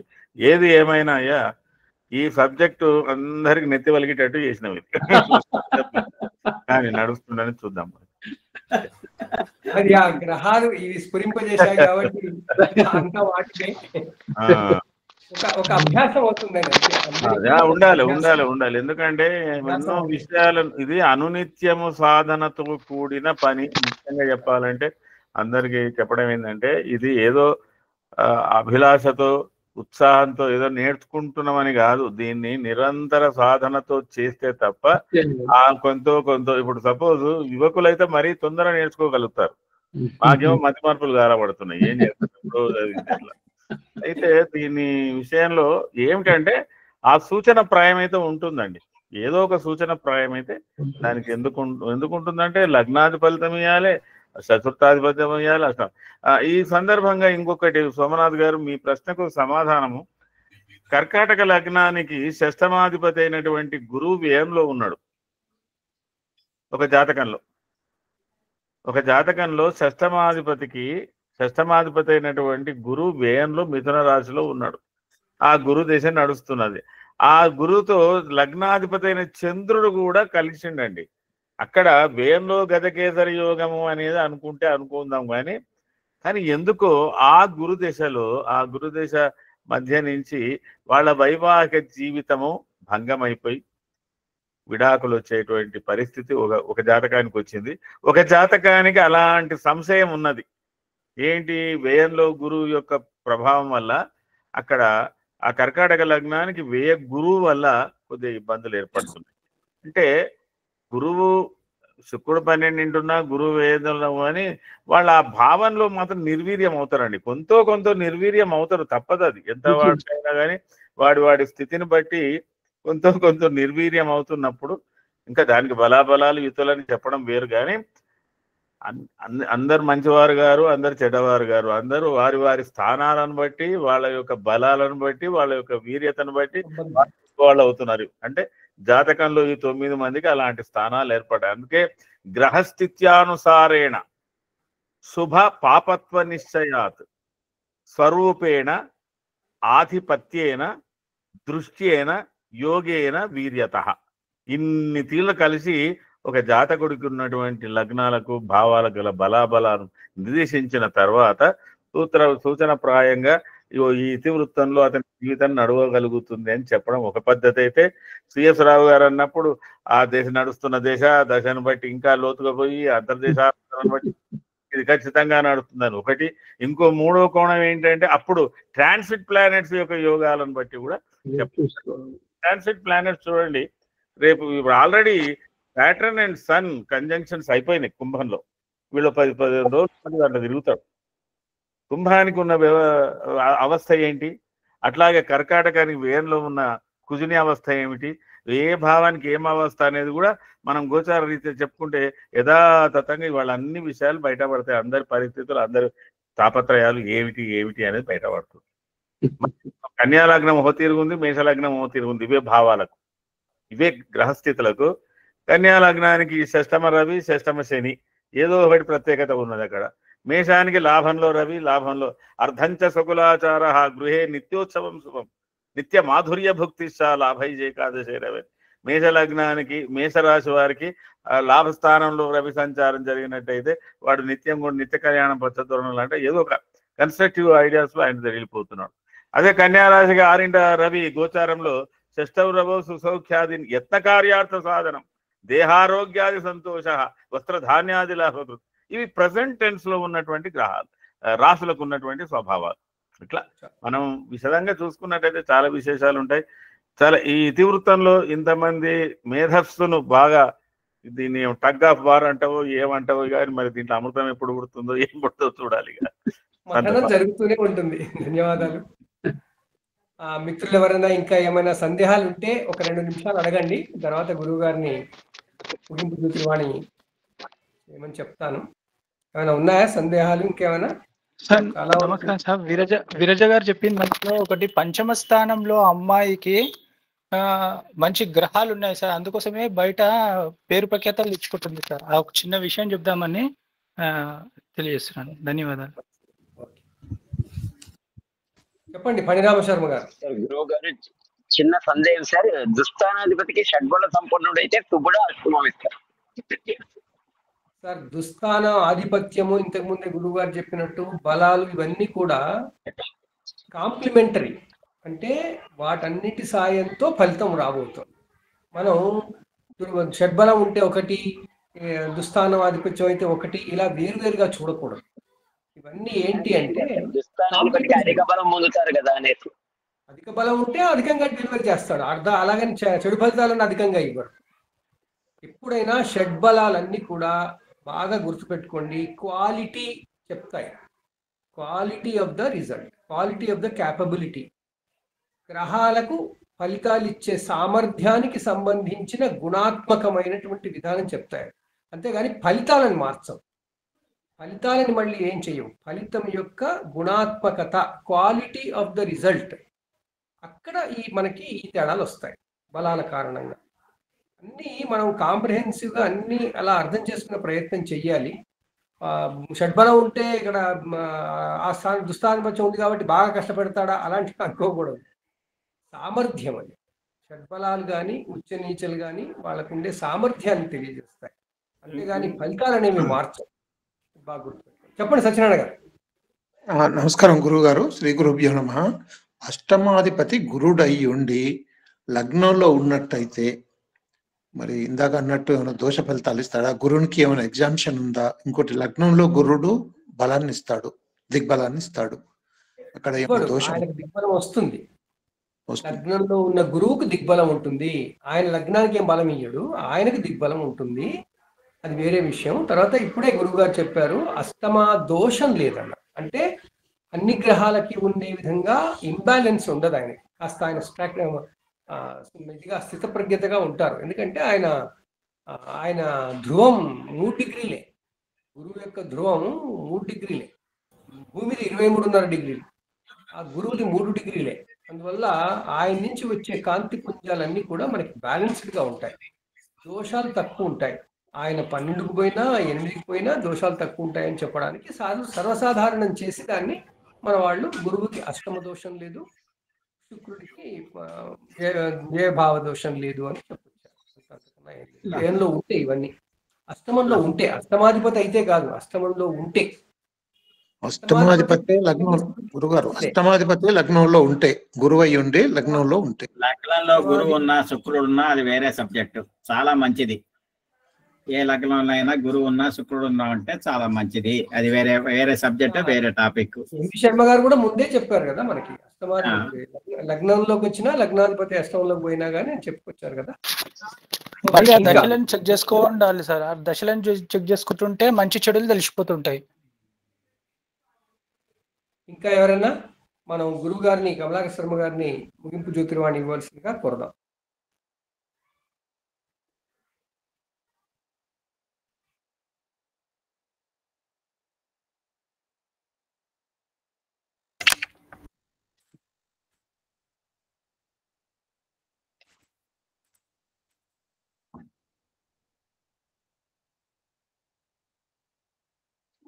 यो देव सवितास्माकं धियो धर्मादिगोचराः प्रेरयेत् तस्येत् भर्गः तद्वरेण्यमुपास्महे. శ్రీ గురుభ్యో నమః. శ్రీమాత్రే నమః. జ్యోతిష్ స్వరూపులందరికీ నమస్కారం. అందులో ఈరోజు ఎంవి శర్మ గారు మొదలుకొని సిఎస్ రావు గారి వరకు ప్రతి వాళ్ళు కూడా గ్రహాలతో యుద్ధాలు కుస్తీలు చేస్తున్నారు. ఈ దీనివల్ల కలిగేటటువంటి పరమ ప్రయోజనం చాలా గొప్పగా ఉంటున్నప్పటికీ దీన్ని మరొక ధోరణిలో చూసేటటువంటి ప్రయత్నం చేస్తే గురుగారు సోమనాథ్ శాస్త్రి గారు ఇచ్చినటువంటి మాట నాకు ఇంకో రూపంలో అర్థమైంది. అదేంటంటే లగ్నాధిపతికి మిత్రులైన వాళ్ళే 6, 8, 12 స్థానాలకు కూడా అధిపతులు అయ్యి ఉంటే వాళ్ళు ఇచ్చే ఫలితాలు ఎట్లా ఉంటాయి, ఇట్లా చూసుకోదలుచుకునేటట్టయితే లగ్నాధిపతికి మిత్రులయ్యి వాళ్ళే 6, 8, 12 స్థానాలకు కనుక అధిపతులు కనుక అయ్యి ఉండేటట్టయితే వాళ్ళు మరి మిత్రులు కదా, ఇచ్చేటటువంటి పని పాజిటివా నెగిటివా ఈ చర్చను మనం చేసుకోవటం అనేది ఒకవైపు చూస్తే ఉండటం కాదు, ఇక్కడ ఉండటం తర్వాత నెక్స్ట్ విషయం. ఇది అసలు జాతక చక్రాన్ని జాతక శాస్త్రాన్ని చూసే సందర్భం లోపల కనిపించేటటువంటి భావనే డిఫరెంట్. ఒక జాతక చక్రం చూస్తున్నామంటే ఆ వ్యక్తి యొక్క శక్తి స్థాయిని గమనించడం అని అర్థం. ఆ వ్యక్తి యొక్క శక్తిని అధికంగా గమనించడానికి బాగుంటాడు బాలేడు అనేటువంటి జనరలైజ్డ్ వర్డ్స్ మన వాళ్ళందరూ వాడేటటువంటి కూడా ఆ వ్యక్తి యొక్క శక్తిని పెంచేటటువంటి వాడు, ఆయా దశలు వచ్చినప్పుడు వాళ్ళు వృద్ధిని కలిగించేటువంటి వాడు అనే ధోరణిలో చూస్తూ పోవాలి. బేసి లగ్నాలకన్నిటికీ కూడా మనకు అష్టమ వ్యయాధిపతులు మిత్రులు, సరి లగ్నాలకు షష్టాధిపతులు మిత్రుడు. ఇది సాధారణంగా మనకు కనిపించే అంశం. అది ఎవరైనా జనరల్ గా బేసిక్ స్టూడెంట్సే మనకు తెలిసిపోతుంటుంది. సరి లగ్నాలకు అన్నిటికీ కూడా వాటికి లగ్నాధిపతులకు షష్టాధిపతులు మిత్రులు అవుతారు. బేసి లగ్నాలకు అష్టమ వ్యయాధిపతులు మిత్రుడే అవుతారు. మరి మిత్రుడు ఇది ఉన్నప్పుడు వాళ్ళు ఎక్కడో దగ్గర ఉండక తప్పదు కదా, ఇచ్చేటువంటి ప్రదేశాల్లో వాడు ఇచ్చేటువంటి ఇన్ఫ్లుయెన్స్ ఉండి తీరాలి కదా అనే దాన్ని బట్టే ఒక మిత్రుడైన వాడు కూడా ఈ అధిపతులు కనుక అయ్యున్నప్పుడు ఆటోమేటిక్ గా మిత్రత్వము శత్రుత్వము రెండు కలిపి, శత్రుత్వం అంటే ఇక్కడ ఈ దుస్థాన ఆధిపత్య దోషం రెండు కలిపి పనిచేస్తాయి అనేటటువంటిది మనకు కనిపించే అంశం. లగ్నాధిపతి అష్టమాధిపతి అయ్యాడు మేష లగ్నానికి అంటున్నప్పుడు జనరల్ గా చెప్తున్నటువంటి అంశం ఏంటి అంటే అతని నిర్ణయాల వల్ల అతనే ఇబ్బంది పడతాడు అని. వ్యక్తి తన నిర్ణయాలు తనే ఇబ్బంది పెట్టుకుంటాడు. ఈ విధంగా ఒక్కొక్క దాన్ని గమనించడం మొదలు పెట్టడం, తన వల్ల తనే పోటీలు పడతాడు, తన వల్ల తన ఖర్చులు తన ముందరనే అనౌన్స్ చేసి తన అప్పుల పాలవుతూ ఉంటుంటాడు, తన అనవసరంగా దారాధర్మాలు వ్యవహారం చేసుకొని, ఈ పదాలన్నీ మనకు కనిపించేటువంటి అంశాలు. అట్లా మనం చూస్తున్న సందర్భాల్లో రెండవ ఆధిపత్యం కూడా చూస్తున్న సందర్భంలో ఉదాహరణకు మేషలగ్నానికి వ్యయాధిపతి గురుడు, నవమాధిపతి కూడా గురుడే మిత్రుడే. నవమాధిపత్యం చాలా పాజిటివ్ అనుకున్నా వ్యయాధిపత్యం అనేది దోషం కాదు, కానీ దానికి సంబంధించినటువంటి ఎంతో కొంత ఏమవుతుంటుందంటే ఈ వ్యక్తికి దాన ధర్మాల గుణాన్ని నేర్పించేవాడు అవుతున్నాడు. అతను చెయ్యలేదనుకుంటే చేయించే వ్యవస్థను తీసుకొస్తాడు ఏదో రూపంలో. ఇది జాతకం చేసే పని. ఆ వ్యక్తి లోపల ఆ తత్వాన్ని ప్రేరేపించేసి ఆ వ్యక్తి లోపల ఆ భావాన్ని పెంచడం కోసం పనిచేస్తాడు. తనని ఒక నిర్ణయం తీసుకుంటాడు, దానికోసం కష్టాలు పడతాడు మేషలగ్నం వాడు. తప్పదు, ఎందుకంటే అష్టమాధిపత్యం వాడే కాబట్టి. అటువంటి విధానాలు ఉంటుంటాయి. ఇది అన్ని గ్రహాలకు అప్లై కనుక చేసుకుంటూ పోయేటట్టయితే మనకు దోష భావన గుణ భావన తెలుస్తుంది. ఇదంతా ఒక పార్ట్ లో కనుక చూస్తుంటేసేపు దాని మీద అనేక రకాల చర్చలు చేశారు కాబట్టి దాని గురించి నేను నైతికంగా వెళ్ళకపోయినప్పటికీ కూడా ఇది ఈ మూల సూత్రాలు కొంత అర్థం చేసుకుని ముందరికి వెళ్ళినప్పటికీ ఒక జాతక చక్రాన్ని ఎప్పుడైనా సరే గమనించే సందర్భంలో ఆ జాతకంలో ఉండేటటువంటి శక్తిని గమనించే ప్రయత్నం చేద్దాం. వేర్వేరు గ్రహాలు ఇంతకుముందు మిత్రుడు ఒకరు అడిగాడు, షడ్బల భావ సంపన్నుడు కనుక అయ్యేటట్టయితే అతను అవుతాడా అని. షడ్బలాల్లో చాలా బలంగా ఒక గ్రహం ఉంది అనుకునేటట్టయితే అతడు దోషి అని మీరు నిర్ణయిస్తే జాతకానికి అతను చాలా బలంగా ఉన్నాడని చెప్పేసి అని అంటే, దోషి అయిన వాడు బలంగా ఉంటే ఏం చేస్తాడండి, ఇంకా దోషం పెంచుతాడు కదా. తన పని తాను బలంగా చేసుకుంటాడు ఏ పని చేసినప్పటికీ కూడా. వక్రగ్రహం కనుక చాలా బలంగా ఉంది అంటే ఆ గ్రహం కనుక నీకు పాజిటివ్ అయ్యేటట్టయితే పాజిటివ్ ఇస్తాడు, నెగిటివ్ అయితే నెగిటివ్ ఇస్తాడు. పక్కనే ఉన్నటువంటి వాడు దోషి అయితే ఎక్కువసేపు దోషం కలిగిస్తాడు, గుణం అయితే గుణాన్ని ఎక్కువ కలిగిస్తూ ఉంటాడు. చర్చించవలసింది కొంచెం లాజిక్ గా చూసుకుంటే సరిపోతుంటుంది. ఇక్కడ ఎంత కష్టాలు పడగల అవసరం లేదు. ఇది ఒక పార్ట్. దీనికన్నా కూడా దయచేసి గమనించాల్సిన అంశం ఏంటంటే ఏదైనా ఒక జాతక చక్రాన్ని మన energy losing places gaining places ఎక్కువగా ఉన్నాయి. లాసింగ్ ప్లేసెస్ ఎక్కువగా ఉండేటటువంటి వ్యక్తి లోపల శక్తి ఎప్పటికప్పుడు తగ్గుతూ ఉంటుంది. వాడిని బాగా ప్రోత్సహించి బాగా బలాన్ని పెంచాల్సిన ప్రయత్నం చేస్తూ పోవాలి. అష్టమంలో చాలా గ్రహాలు ఉన్నాయి అనగానే ఎందుకు కింద పడిపోతున్నాడు వ్యక్తి, ఎందుకు తగ్గిపోతూ వస్తున్నాడు? ఎన్ని రకాలైన పాజిటివ్స్ వెతుకుతున్నాం దాంట్లో. ఎక్కడెక్కడ బాగుంది ఎక్కడెక్కడ బాగుంది అని వెతుక్కోవాల్సి వస్తుంది. అంటే ఒక కుండలో నీళ్లు కనుక ఉండేటట్టయితే అష్టమంలో ఉన్నవన్నీ కూడా మనకు ఎన్ని రకాల రంధ్రాలు పెట్టుకుని కూర్చున్నట్టు. దీంట్లో ఎన్ని నీళ్లు పోసినా ఆ నీళ్ళన్నీ కూడా వెళ్ళిపోతూ ఉంటుంటాయి. కాబట్టి అతని లోపల పాజిటివిటీని పెంచడానికి ఎక్కువగా ప్రయత్నం జరుగుతూ ఉంటుంటారు. అష్టమైన షష్టమైన వ్యయమైనప్పటికీ కూడా ఇటువంటి దోషాదులు మనకుంటాయి. అందుకని వ్యయానికో అష్టమానికో జనరల్ గా చెప్పినటువంటి పదాలు ఏంటంటే, గత కర్మల లోపల ఈ వ్యక్తులు చేసినటువంటి పని ఏమిటంటే, అష్టమంలో గ్రహాలున్న అష్టమాధిపత్య వ్యవహారాలకు సంబంధించిన విషయాలన్నింటిలోనూ కూడా ఒకరిని హెరాస్ చేస్తే వెళ్ళిపోతారు. ఒక హెరాస్మెంట్ అనేది ఎదుటి వ్యక్తిని ఏదో రూపంలో మానసికంగా, వాచికంగా, కాయకర్మ పరంగా ఈ మూడింటి హెరాస్మెంట్స్. అదే విధంగా అప్పు చేయటం, వ్యయంలో ఉండటం వల్ల ఏంటంటే అప్పు చేస్తాం. అప్పు తీర్చక ముందే ఆ దేహం అప్పుడు వెళ్ళిపోతుంది. అది ప్రకృతిపరమైనప్ప, వ్యక్తిపరమైనప్ప, పశు సంబంధమైనప్ప ఏదో రూపంలో అప్పు ఉంటుంది. అది గాలి నీరు వెళ్తున్న మనం ప్రకృతి నుంచి తీసుకుంటున్నాం, దానికి మరి సరి అయినటువంటి విధంగా రెమెడీ ఇయ్యలేదనుకోండి, తప్పనిసరిగా మళ్ళీ అప్పులాగా పడిపోతాం. అటువంటిప్పుడు వ్యయం లోపల గ్రహాలు ఎక్కువగా ఉండటం కానీ వ్యవహారం కానీ జరుగుతుంది. వ్యక్తి జీవితం అంతా కూడా వెనక్కి వెళ్ళిపోతుంది. అష్టకవర్గులో ఆదాయం కన్నా ఖర్చు ఎక్కువగా కనిపించడం ఇవన్నీ జరుగుతూ ఉంటాయి. మరి ఈ ఎనర్జీస్ అన్ని కూడా మనకు ఉన్నవన్నీ కూడా లాస్ అయిపోతూ ఉంటుంటే వ్యక్తి డెవలప్మెంట్ వైపు ఎక్కడ వెళ్తాడు? గత కర్మల్లో ఎంతో గొప్పనైన పనులు చేస్తే ఈ రూపం వస్తే, ఈ రూపానికి ఇంతకన్నా ఉన్నతమైన పనులు చేసుకుంటూ వెళ్ళాలంటే సాధ్యం కాని పరిస్థితిగా మారుతూ ఉంది. అందుకని మన శక్తిని మనం ఇంప్రూవ్ చేసుకునేటటువంటి ప్రయత్నం వైపు వెళ్ళాలి. ఇంప్రూవ్ చేసుకోవడానికి దోషాలు ఎక్కడున్నాయో గమనిస్తే దోషాలకు అన్నిటికీ కూడా మనము వేరు రకాల మార్పులు చేసుకుంటూ అవి మన మీద ప్రభావం చూపించకుండా ఉండాలి అనేటువంటి ప్రయత్నం జరుగుతూ ఉండాలి. ఒకనాటి రోజుల్లో హెరాస్ తీస్తే ఇన్ని గ్రహాలు వచ్చాయని చెప్పేసి అనే విషయం ఎందుకు గుర్తించాలంటే, ఈ జన్మ లోపల కొంచెం ఒళ్ళు దగ్గర పెట్టుకోవడం చెప్తాం. అందుకని గురువు గారు మనకు రెమెడీస్ ఏంటి అని చెప్పేసి దానికి చివరిలో కూడా ఇచ్చారు. ఎవరు దాని గురించి ఎక్కువసేపు మాట్లాడినట్టుగా అనిపించాలన్నది. ఆ పని చేయకుండా జాగ్రత్త పడండి. ఆగామిని ఆనందంగా మలుచుకోవాలనుకునేటట్టయితే మీ జన్మజాతకం అనేది ఒక సోర్స్ అబ్జర్వ్ చేయడానికి. అబ్జర్వ్ చేసే సోర్స్ కనుక మనం స్పష్టంగా చూసుకోలేకపోయేటట్టయితే భవిష్యత్తును చూసే అవకాశం లేదు. నా ఇష్టం వచ్చినట్టు ఉంటా అని చెప్పేసి అంటే గతం లోపల ఏదైతే భగవంతుడు ఇచ్చిన అదృష్టం ఉందో ఆ అదృష్టాన్ని ఈ జన్మ లోపల అదృష్టం అన్నా పుణ్యం అన్నా దాన్ని ఈ జన్మలో వాడేసుకొని మళ్ళీ వెనకపోయి బతుకుతాను నేను. ఇప్పటికో ప్యాలెస్ లెవెల్లో నేను బతుకుతానంటే మళ్ళీ స్లమ్లోకి వెళ్ళిపోవాలి నేను, తప్పదు. స్లమ్ నుంచి ప్యాలెస్కి వచ్చానంటే ప్యాలెస్ నుంచి ఇంకా పరిపూర్ణంగా స్థాయికి ఎదిగిపోవాలి. మంచు ముక్క నుంచి నీరుగా ఈ జన్మ వచ్చిందంటే నీరు నీటి ఆవిరిగా మారడం కోసం కష్టపడాలి. ప్రకృతిలో కలిసిపోవాలి మనం. ఆ మోక్ష స్థాయికి ఎదగాలనుకుంటున్నప్పుడు లోపాలు తగ్గించాలి, గుణాలను పెంచేటువంటి ప్రయత్నం చేసుకుంటూ వెళ్ళాలంటే ఈ సూత్రాలన్నీ కావాలి మనం. ఈ బేసిక్ ప్రిన్సిపల్స్ అన్ని కూడా అవైపు వెళ్ళాలి. కాబట్టి దయచేసి జాతక చక్రాన్ని చూసేటప్పుడు ఒక శక్తులకు సమూహంగా చూసుకొని, శరీరం లోపల 9 గ్రహాలు 9 రకాల శక్తులకు సంకేతం. మనం చాలాసార్లు కాలపురుషాంగాలు కానీ వ్యవస్థల రూపంలో కానీ శక్తుల రూపంలో కానీ చూస్తున్నాం. సూర్యుడు ప్రసరణ శక్తిగా తీసుకుంటే గురుని కణ విభజన శక్తిగా చూసుకుంటూ ఉంటాం. ఇంద్రియ శక్తిగా ఒకరిని చూసుకునేటట్టు ఒక్కొక్కరిని ఒక్కో శక్తిగా చూస్తాం. ఓ గ్రహం ఒక శక్తిని తక్కువగా ఇస్తున్నది ఆయా ప్రదేశంలో ఉండటం వల్ల కానీ లేదా దాని ఆధిపత్యం వల్ల కానీ అనుకుంటున్నప్పుడు ఆ శక్తిని మళ్ళీ మనము వినియోగించుకునే విధానం కానీ 10 మందికి పంచే విధానం కానీ లేదా మనం వేరు రూపాల్లో దానికి రెమెడీ అనేది ఏర్పాటు చేసుకుంటే ఈ జన్మ అనేది ఆనందంగా మారుతుంది, భవిష్యత్ జన్మ అనేది ఉత్తమంగా మార్చుకునే అవకాశం ఏర్పడుతుంది.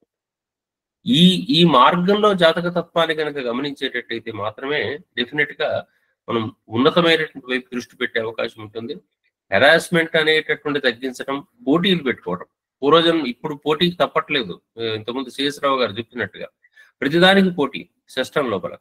కానీ గతం లోపల పోటీ కూడా తప్పే. తనను తానే పోటీ ప్రపంచం లోపల. గతం లోపల పోటీ కూడా తప్పే. ఒకరితో కాంపిటీషన్ అనేటటువంటిది అనవసరంగా మాత్సర్యాన్ని పెంచుతుంది, జీవితంలో అసూయ పెంచుతుంది. కాబట్టి ఆ వ్యక్తి లోపల, ఆ హృదయం లోపల, ఆ శరీర కణ వ్యవస్థ లోపల మార్పులు వస్తాయి. మనసులో కరుడు గట్టిన భావాలు ఏర్పడతాయి. ఆ భావాల వల్ల మనిషి మళ్ళీ సంకుచితం అయిపోతాడు. కాబట్టి ఆ సంకుచితం రాకూడదు మనిషికి. అటువంటి స్థితి కాకుండా ఉల్లాసంగా ఆనందంగా కాలం గడపాలి, 10 మందికి వినియోగపడాలి అనుకునేటట్టయితే లోపాలు ఎక్కడున్నాయో వెతుక్కొని ఆ లోప నివారణలు చేసుకుంటూ గుణాలను వృద్ధి చేసుకునేటువంటి ప్రయత్నం చేయడానికి జాతకం ఒక సపోర్టర్. ఆ రూపంలో మన జాతక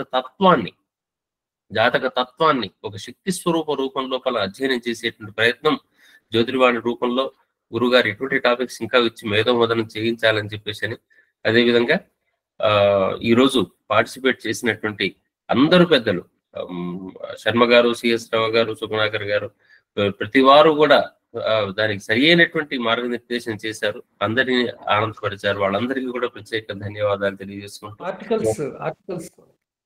సెలవు. అదే విధంగా ఇప్పటికీ ఆర్టికల్స్ చాలా వరకు వచ్చాయి కొన్ని ఈసారి వరకు, అయినప్పటికీ కూడా ఇంకో 2-3 తక్కువగా ఉన్నట్టుగా అనిపిస్తుంది. జ్యోతిర్బాణ్ ఆర్టికల్స్ వెంటనే పంపించండి. ప్రతి నెల తప్పనిసరిగా మనము తీసుకొని వచ్చేసే ప్రయత్నంలో ఉన్నాం. 40-45 పేజీల జ్యోతిర్బాణి దాదాపుగా సిద్ధం అవుతూనే ఉంది. ఇప్పటికీ చివరి దాకా వచ్చేసింది. డాక్టర్ ప్రభ గారు ఈ విషయంలో మనకు సహకారం ఇస్తున్నారు. వారికి అందరికీ కూడా మళ్ళీ ఒకసారి రిక్వెస్ట్ చేస్తున్నాను, తొందరగా మీరందరూ పంపించండి.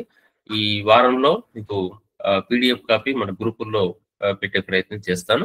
వెంటనే ఎవరైనా సరే ఇంతకుముందు మాట్లాడిన అంశాలు కానీ, ఎందుకంటే మన జ్యోతిర్వాణి స్వరూపం ఏంటంటే ఇప్పుడు ఇట్లా మర్చిపోయినవి మాట్లాడి వదిలిపెట్టినటువంటి అంశాల యొక్క సారాన్ని పుస్తక రూపం